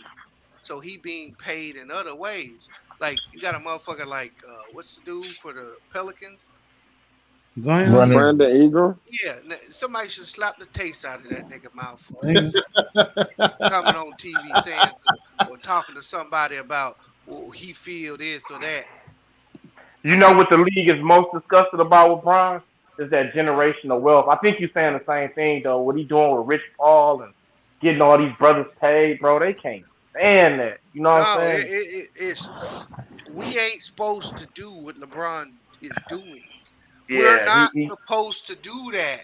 And the point I'm making is he's showing people how to do that. But we fall right back into the white supremacists and we hate him who's showing you how to do what he do. Yeah. And we'll push him back to go right back to the bullshit and complain and want to get in the streets and march about the police and shit instead of investing some motherfucking money and owning the fucking police. Because they work for the mayor. Bron be making power moves, and them dudes, like you said, he playing chess, they playing checkers, and they not thinking outside the box for the long run. I think I heard Stephen A. say something about. I saw an article. I don't know if this is true, so y'all tell me because I don't watch that shit. They said that he was actually getting on LeBron for not pushing the vaccine. Yeah, that's true. Yeah, that's true. That happened earlier. Yeah. Man, fuck that vaccine. I ain't taking that shit. He kind of put LeBron in a Hold up, now you know you're elderly, so you might want to reconsider, nigga. He put him in a weird predicament. Yeah, there's only one thing that will make me take that vaccine. If my job say I gotta have it, then I'll do it. But outside of that, fuck that vaccine. I ain't taking that. Well, Bees, the way he put it, the way what Stephen A. said was like, well, we've seen LeBron address all these other issues. Why not now? He's trying to force his hand. Stephen A. is the league fanboy, bro. He's the one that they send to attack LeBron, that passive aggressive. They say everybody want to hear from LeBron. Everybody want to hear from LeBron. And so by Stephen A. doing that on national TV, he's pushing. LeBron don't respond. He's pushing the narrative, and they're gonna stick a microphone in his face. But he ain't gonna respond because he don't ever respond to Stephen A. No, remember how they was attacking him about China when Daryl Morey made them comments, and he knew LeBron them was over there in China behind enemy lines, and he was trying to baiting to say something about how they handling their business over there. And I know what Bron was thinking, like, man, we got our own issues over here, like they ain't sticking up for us. Man, fuck China. But that's what I'm saying. Hey, B, what is wrong with you, bro? Hey, man, I'm tired of hearing this bullshit, injustice everywhere. That's what our problem is. We invite the gays, we invite the women, Everybody in the black man's. But that's how they. No, that's how bro. they neutralize it, B. No, that's how they we neutralize the it because we let these motherfuckers in. They ain't minorities. We the minority. I hear you. You know what I'm saying? I hear you. Fuck these gays, man. They want to Hold whatever. up, B. Hold up, whatever you want to do. I ain't got no problem with it. I stated. So this how I'm saying fuck the gays. Hey, the whatever you want to do. is always listening, baby. Hey, well, hear what I'm saying right now. I don't got no problem with who you lay down and what you do. But you ain't been through what my people been through. So we don't need to be equal, motherfuckers. Y'all need to hate the go comparison. do Like, your own fight. And we need to stop trying to say everybody need to be equal. No, we need to get paid. Because we built this motherfucker. Yeah, and once you pay us, no. Once you pay us, then we can be equal. They don't want to get them reparations. No. Huh? Hey, hold up. Sure. Hold up. You know how they talking about, oh, we can never give all black people reparations because we can't. That's a damn lie, nigga. You're doing it right now with stimulus checks. So I know for a fact y'all can do it. Money is y'all giving away free money right now. Something else with that stimulus check. The problem is that they, first of all, they would have to admit, which there you go, has never admitted that slavery, that they have never apologized for slavery, and they've never admitted how much they benefited from it. Right? There's this book I read. It's a long book, though I wouldn't recommend reading because it's real long. It's called The Half Has Never Been Told, and it's about slavery and how much it meant to American capitalism and just how much far it put them ahead. How far it put them ahead, how much money they made off of building a country with a free labor force. Yeah, and then they go and make some damn Indians and call them the natives. These motherfuckers. Yeah. And they still and it's still rocking and rolling. That's what people fail to realize. It's still rocking and rolling. Yeah, that's crazy. Because after slavery ended, that's when they start coming up with the prison system and the jails. They still getting free labor. It's the new Jim Crow. Indians, we the Indians, we the native motherfuckers in this place. Preach. We hear you preach, bro. Who we call Indians today. Or better, I'll give you a term. $5 Indians, them all white people. Yeah. That was a term, and they came up with all this shit so they didn't have to give us nothing. Cisco Kid said, well, there goes those sponsors. You seen Sean? Yeah, I said, yeah. That's all right, Sean. I'm gonna eventually hope. No, you fine. I'm gonna sponsor your show one day. No, it's fine. No, we gonna have the cash app here in a couple weeks. So okay, all right. Yeah, we gonna have to bless you for going down this rabbit hole, fam. No, it's fine. No, listen, we don't censor people like that on here. That's not what we're about. That's a fact. They said that go to sponsors. Who said that? Somebody in the chat. Yeah, Cisco. Yeah. Well, man, that's why I said I couldn't have no YouTube channel, dog. I said it, Beast. That was me. Oh, yeah, with a name like that. Hey, B, you the one talking about everybody gay, but you the one that called DeAndrea, hey, baby girl. Right? Hey, yo. We soon forget that, right? Hey, hold up. He came on. That man. He said, oh my God. Hey, hold up, bro. Hold up. No. Can you admit that it happened? Hold on, bro. Did it happen? Yes, it happened. Okay. Hey, I'm out, bro. I'm out. Hold on, no, Cisco, no. Hey, the problem with that nigga is he had an A on that shit. Right, yeah. Well, hey, I ain't ever met no nigga named DeAndrea. Yeah, that was like it was still like it was nigga. It threw me for a loop. I'm not gonna lie. I mean, it threw me for The A ain't silent, nigga. Hey, dog. My daughter. Hey, my daughter. Baby girl. Oh, no. My daughter named DeAndrea. Yeah.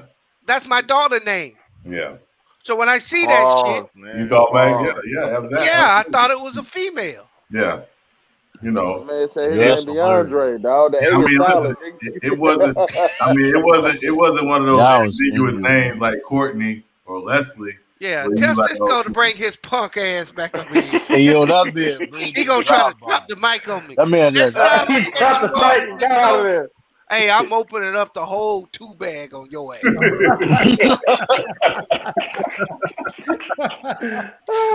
Hey, oh my God. All right, there you go. He came back. There you go. Hey, Beast, I'm in the background the whole time, dog. I'm in the Be a background. man now. Don't be dropping No, your don't mic. try and think like that. You be the man. I am. I don't care who you lay down with, bro. Got his I don't care who you lay down with, bro. I don't care. That's right. You right. You right. Hey. Right.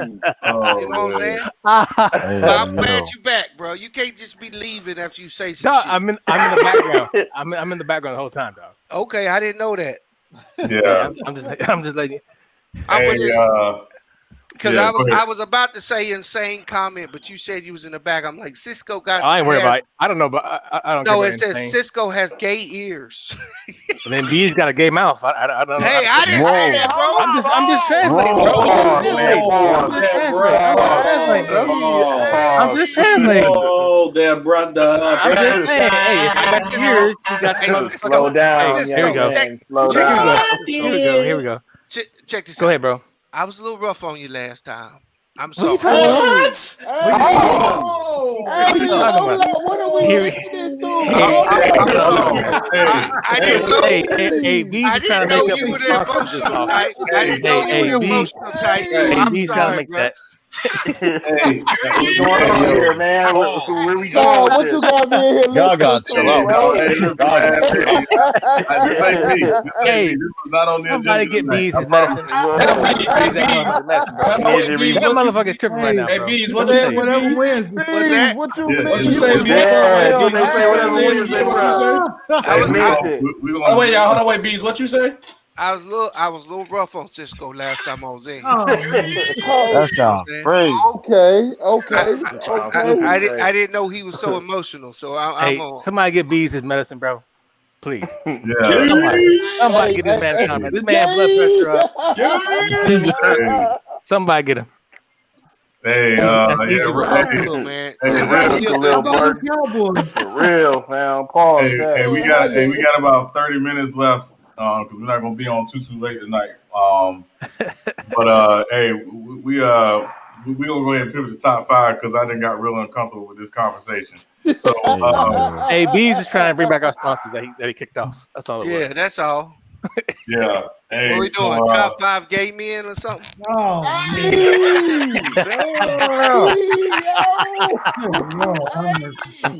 Shut your channel down.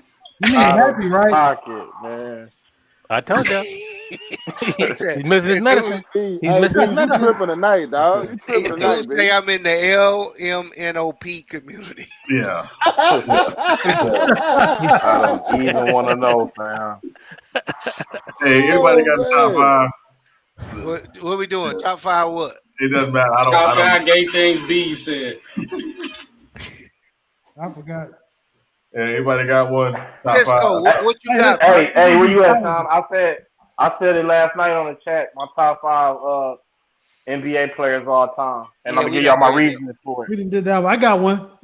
Top 5 colleges, basketball colleges of all time, teams. Oh, y'all got that. I don't know nothing about college ball. Got to put UCLA at number 1. They got the most titles. Got to throw Duke in there. Yeah. Kansas.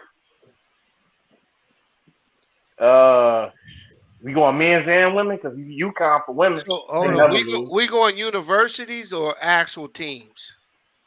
Let's see what's gonna be easier. Universities will be easy. Let's just do universities. Yeah, we can do universities.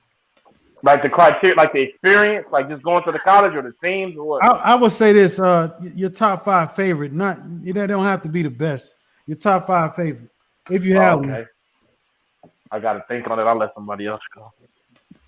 I give you an example. Like for me, it's UNLV, Georgetown. Well, Georgetown's my favorite team of all time in basketball. Michigan, Florida State, and Arkansas. Because I remember the Arkansas Razorbacks. Yeah. When Nolan Richardson was the coach. And they had a squad, man. So I like that team. I like the team with Tarkanian, UNLV. Oh man. I like that Alabama team with Robert Ory, Sprewell, James Robinson, and all them dudes. I like the team where Allen Houston, Tennessee had. They weren't that good, but Dad was the coach. yeah, and I think Georgetown with Allen Iverson team. I like that. I watched that team a lot too. Yeah. I think that's 5. Yeah. Yeah, for me, it's Georgetown, definitely. UConn in the mid 90s for me. Temple with John Chaney. Ooh, they was nasty. Yeah, the Temple team with John Chaney, definitely. Got to say the Fab Five. Can't not shout out the Fab Five. Fab Five, Fab Five.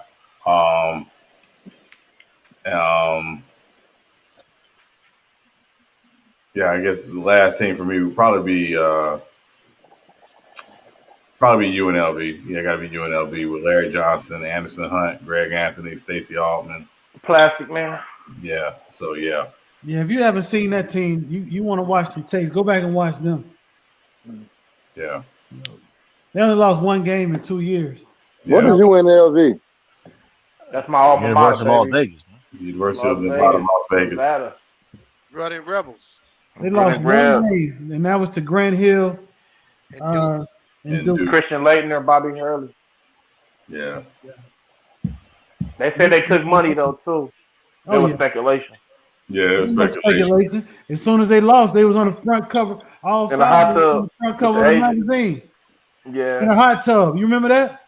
Yeah, I remember that. They blew them out by 30 the previous year. Then like I said, the next year they came out and lost, and they was on there with the agents. They took bread. They took bread, man. It was crazy, Luke. Yeah, that was kind of a hard one. Anybody got a little easier one? Because I know everybody couldn't get in on that one. Y'all did top 5 rappers all the time? No, we didn't do that. We did that already. My top 5 schools, universities, I'll go Michigan State first because that's my favorite. Then I'll go UConn. Yeah, I like Michigan State a lot. I'll definitely go UConn. Does it count football too or no? No, basketball. Just basketball.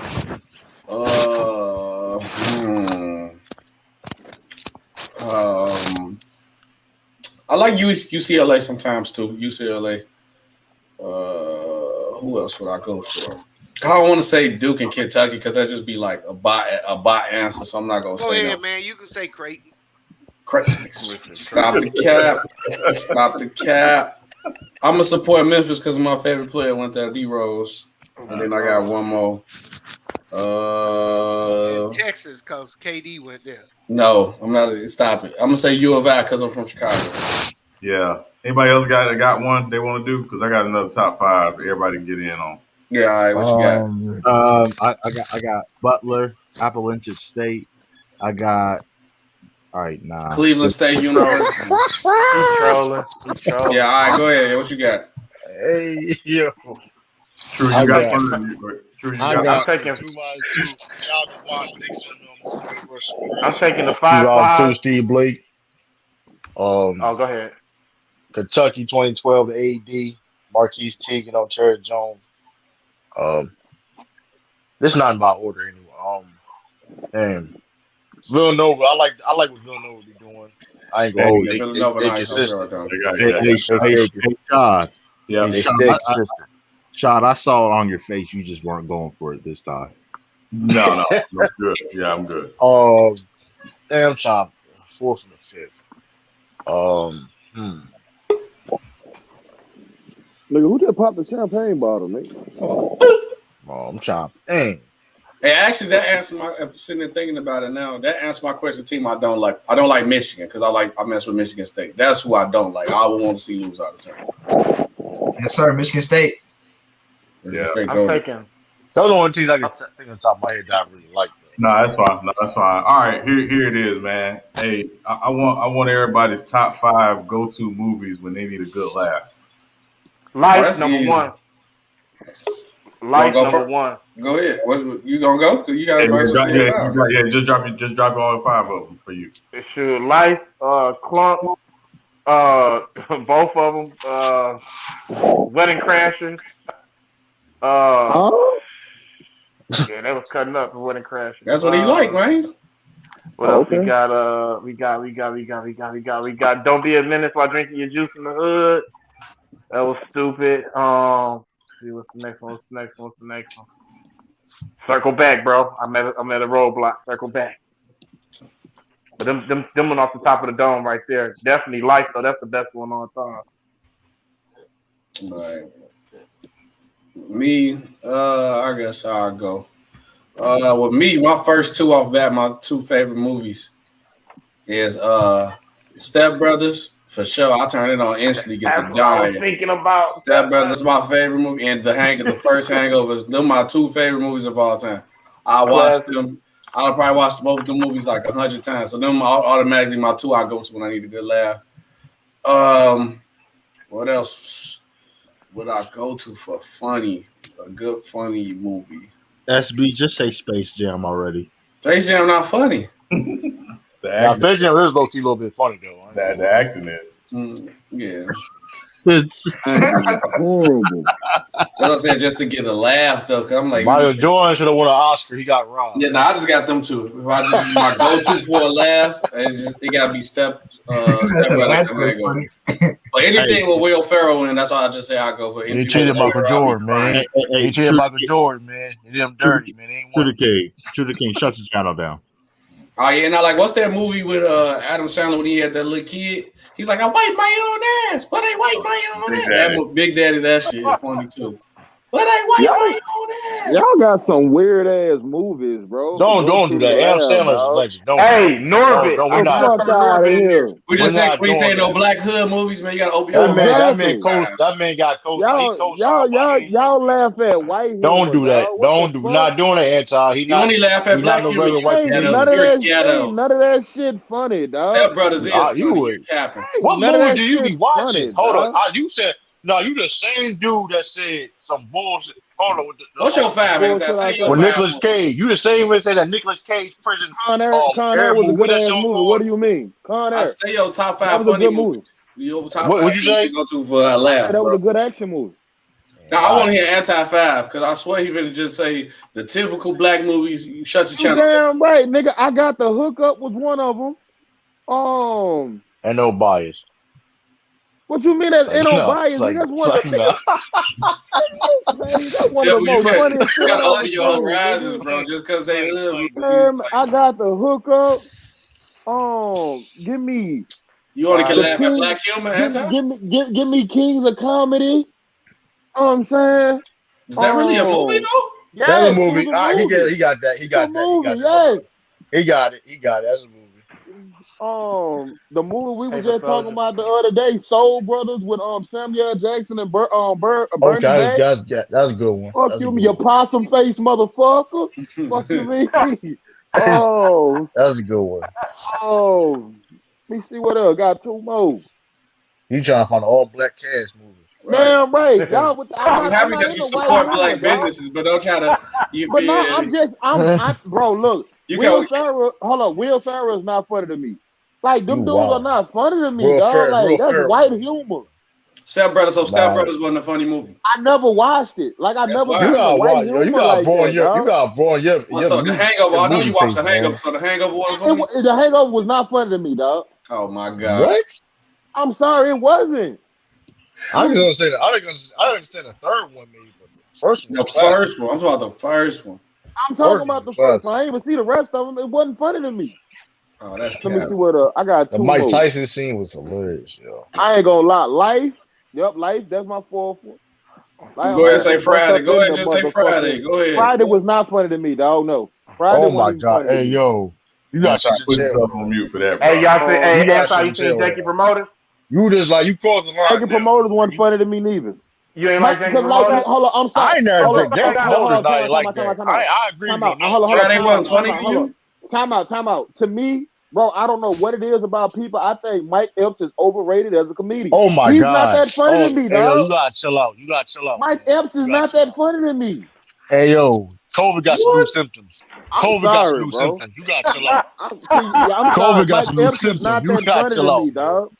I'm sorry. Hey, yo, Like Kelvin got some new symptoms. So hold on. Next Friday was funny.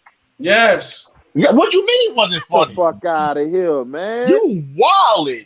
All about the Benjamins wasn't funny. Friday. I'm sorry, but next Friday. What? Oh my, you're That's a classic. Friday after next was the funniest one. Yeah, you got stop. You really got to stop. You got to stop. Next Friday was the funniest one, bro. That's not like I can't. And if it you was ask funny, me, but it was not the if best you one. ask me, Terry Crews made that one funny. Why is that? What do you be looking for humor, bro? That's all. I'm just saying, Terry Crews made that one funny. Hey, y'all know, just let him get his 5 out, dog.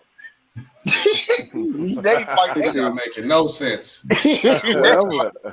Nigga, you ain't making sense for no damn Will Ferrell and Step Brothers. Nigga, that shit don't make no sense. Yo, he keep calling me Will Ferrell. This is a little off. And hold up, in an all-time. Hey, I don't want to get too far off topic. One We more. got about another 15 minutes and we're going to shut it down. One more. In the all-time classic, Coming to America. I hope none of you guys were. That's my top 5. I hope none of you guys watched Friends. No. Boy, why would I watch Friends? I watch it. Living Single, nigga. That's where they stole the idea from. I'm just. Obviously, we all know that answer. I'm just saying. I think I never watched the episode of Friends. Never. I just think it was the worst sitcom in history. But that's I never watched it. I never watched the episode of Friends. I never even watched the fucking I don't even know what the big fuss was about. What the nigga Seinfeld? Nah. I watched. That shit was trash. Hey, I watched. Horrible. Hey, I watched the first episode and I had to do something black, so I went to Popeyes. That's how bad it was. That shit was horrible.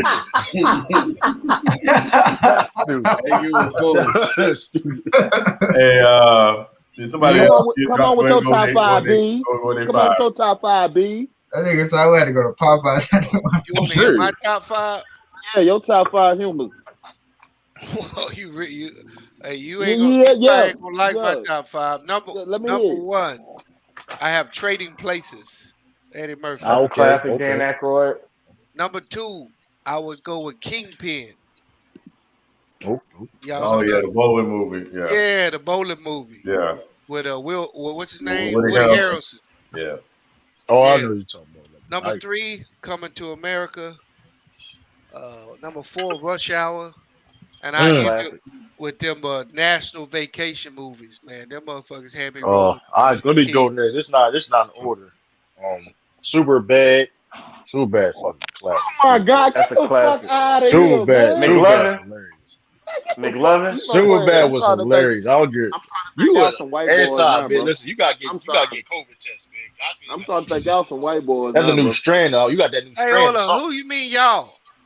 Hey, you too, nigga, talking about some Kingpin. What the fuck is that? Watch Kingpin. That shit is. Hey, yo, you really no. You can't judge that if you ain't watch it. Like you really, I ain't gonna hold you. Nah. Just try watching. Funny don't got no color inside. Okay, right. How do we watch this? I'm gonna see if you capping or you just be hating on some racist stuff. The Django. What was the funniest scene in the Django?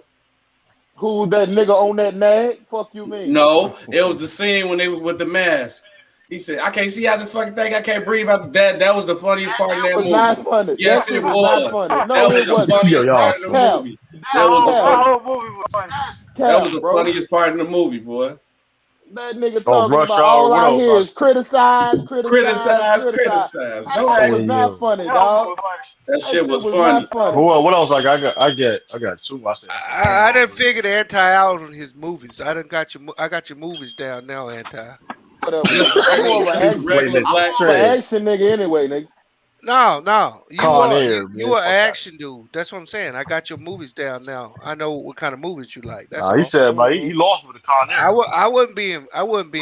Have you watched? I seen Con Air. Know how many times? I seen that movie. Wasn't a good movie. Hey, it's the simplest motherfucking plot they could have made. Right, but it's a good movie. Right. No, you know how many times I seen that movie on TV? Like you're right. They playing it to this day. So what does that tell you? Hey, all I say is go watch Kingpin, nigga, and tell me it won't. It ain't yeah, funny. Waterboy, yeah, Water. Water Boy. Damn, I got a lot. Water Boy. Water Boy classic. Dang, what else? Scary movie. Super bad. Scary movie. Go ahead. Yeah, finish. Yeah, I see. Like, yeah, I gotta say, with the Rush Hour. Wayans? Gotta say Rush Hour because I seen that movie like on Hobby. That's like the most movie. That's like the most time I ever watched a movie was Rush Hour. Goddamn, like that's so. I gotta see that one. Yeah, who want to go next? Luca's killing these boys. Lee? I got number one. I got Black Dynamite. That's a classic. I got Half Baked. Yes, sir. How did I forget that? Number three, I got Next Friday. Nah, I got to disagree with you on that. I got the first Friday, and then my last one is Tombstone. Okay. Tombstone was not a comedy, sir. Even though talking about Wider? Hey, J-Man. All the one-liners on J-Man. Right, they got a bunch of one-liners, but it wasn't a comedy. Hey, Anton. Who made you the fucking funny police? I'm just saying. Hold up, that's one of my favorite movies. You up? This man giving his top five. You don't. The one with Kurt Russell, right? It's not a comedy though. Hey, it's funny to him, nigga. Hey, that's right. You can tell me you don't laugh every time Wyatt Earp slapped that dude in the parlor. I'm saying, I mean, you right, but I'm just saying, Tombstone ain't a comedy, bro. But it's cool. Okay. Precious was funny to me. Precious was funny to me. I ain't want to see it. This nigga Anton don't think nothing funny. See, I think you doing all that talking. What's yours, nigga? I ain't making one, bro. I don't watch your young ass. You get that? It don't make comedy in your era, nigga. Fuck out of here. That's scared. Who want to go next? I think Lee. The only comedy nigga you know is DC Young Fly. Hey, you sound like an old nigga. You sound like an old nigga saying that. I'm surprised you didn't say "Don't be a menace to South Central." I like the hood, nigga. Act like that shit was trash too. That shit wasn't funny. Hey, Harlem Nights was good though. Harlem Nights was fine. I was about to say Harlem Nights was kind of funny. Hell yeah, you right. Where Red Fox say 11. Nigga said, I'm gonna shoot you in your pink. When she whooped Eddie Murphy ass in that goddamn thing. The replacement was funny. Oh, Men in Tights was underrated. I mean, I like Men in Tights. Men in Tights. See, you got see Dave Chappelle in that movie. What's the dude? It's like a Sean, get your top five, bro. I'm afraid to now because I mean, you definitely gonna get rescued. Hey, let me give you. Hey, I'm gonna give you mine. Go ahead and give you mine. All right, I got Tropic Thunder. That shit was funny as fuck. The first Police Academy. Oh, that's a good one. That's a good one. Friday, Life, and then Step Brothers. Hold up, fam. Did you say Tropic Thunder? Yeah. This movie is a funny, funny movie. I'm sorry, bro. I just don't know where y'all. We just know you got the basic hood, man. I don't know where y'all niggas comedy come from, y'all. It's really hilarious. Okay, true. I mean, I call it true. To me, I'm gonna say this right. Hold on, wait, Sean. I'm gonna cut you off. Was Waterboy funny? I ain't gonna lie. In a way, yeah. Look, Ray, they got me. It haven't seen. You right. That's a good funny too. Tropic Thunder. Listen, wait, Adam Sandler said I'm gonna say this right. I'm gonna just say this, and then I'm gonna give my list. I think a lot of times with a lot of these comedies, when you go in to watch them and you don't expect them to be as funny as they are, and they make you laugh, that's just what makes them. Yeah. I mean, it's like, I know for me, like when the first time I saw Anchorman, which is on my list, I never laughed so hard in my life. But because I didn't expect it to be that funny, but it was funny. Oh yeah, I need to hear your list now, nigga. You said Anchorman. Let's go.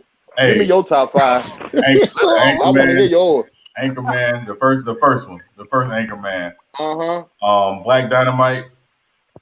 Black Dynamite funny. Tropic Thunder, The First Friday, and Coming to America. I'm gonna have to go. I must have missed something on watching Tropic Thunder. I'm gonna have to go rewatch this shit, bro. Boy, the dude who played Iron Man got away with a blackface. That's how funny that movie was. That's how funny that movie was. But the thing was, right, and I tell people all the time, like people got upset, and I was like, you're not understanding what the movie's about. The movie's about Hollywood and the hypocrisy that exists in Hollywood. Yep. So if you just looked at it and said, well, he wearing blackface, you missed the point of the movie. Yeah, the movie's about them being playing a movie. Right. Like they ain't get that. You know what, True? You shut up, nigga. You said super bad. Fuck out of here. Superbad was fire. Nobody mentioned Napoleon Dynamite. That's a classic. That's up there. I'm sorry, I never watched that movie. That movie is funny. That dude is funny. Talladega Nights is up there too. Tina, you fat lord, come get some dinner. Yeah, bro. Talladega Nights, really? Talladega Nights is very funny. That movie is funny. I'm done. Nah, sometimes they third, sometimes they fourth. You know what I mean? I'm done. Y'all like semi-pro? He's like, I just wake up in the morning, I just piss great. That's all it is. Hey, somebody just dropped a classic. Pootie Tang. Pootie Tang was definitely funny. Pootie Tang was trash. That was on the rated movie. Pootie Tang was trash. Man, Hey, Sean.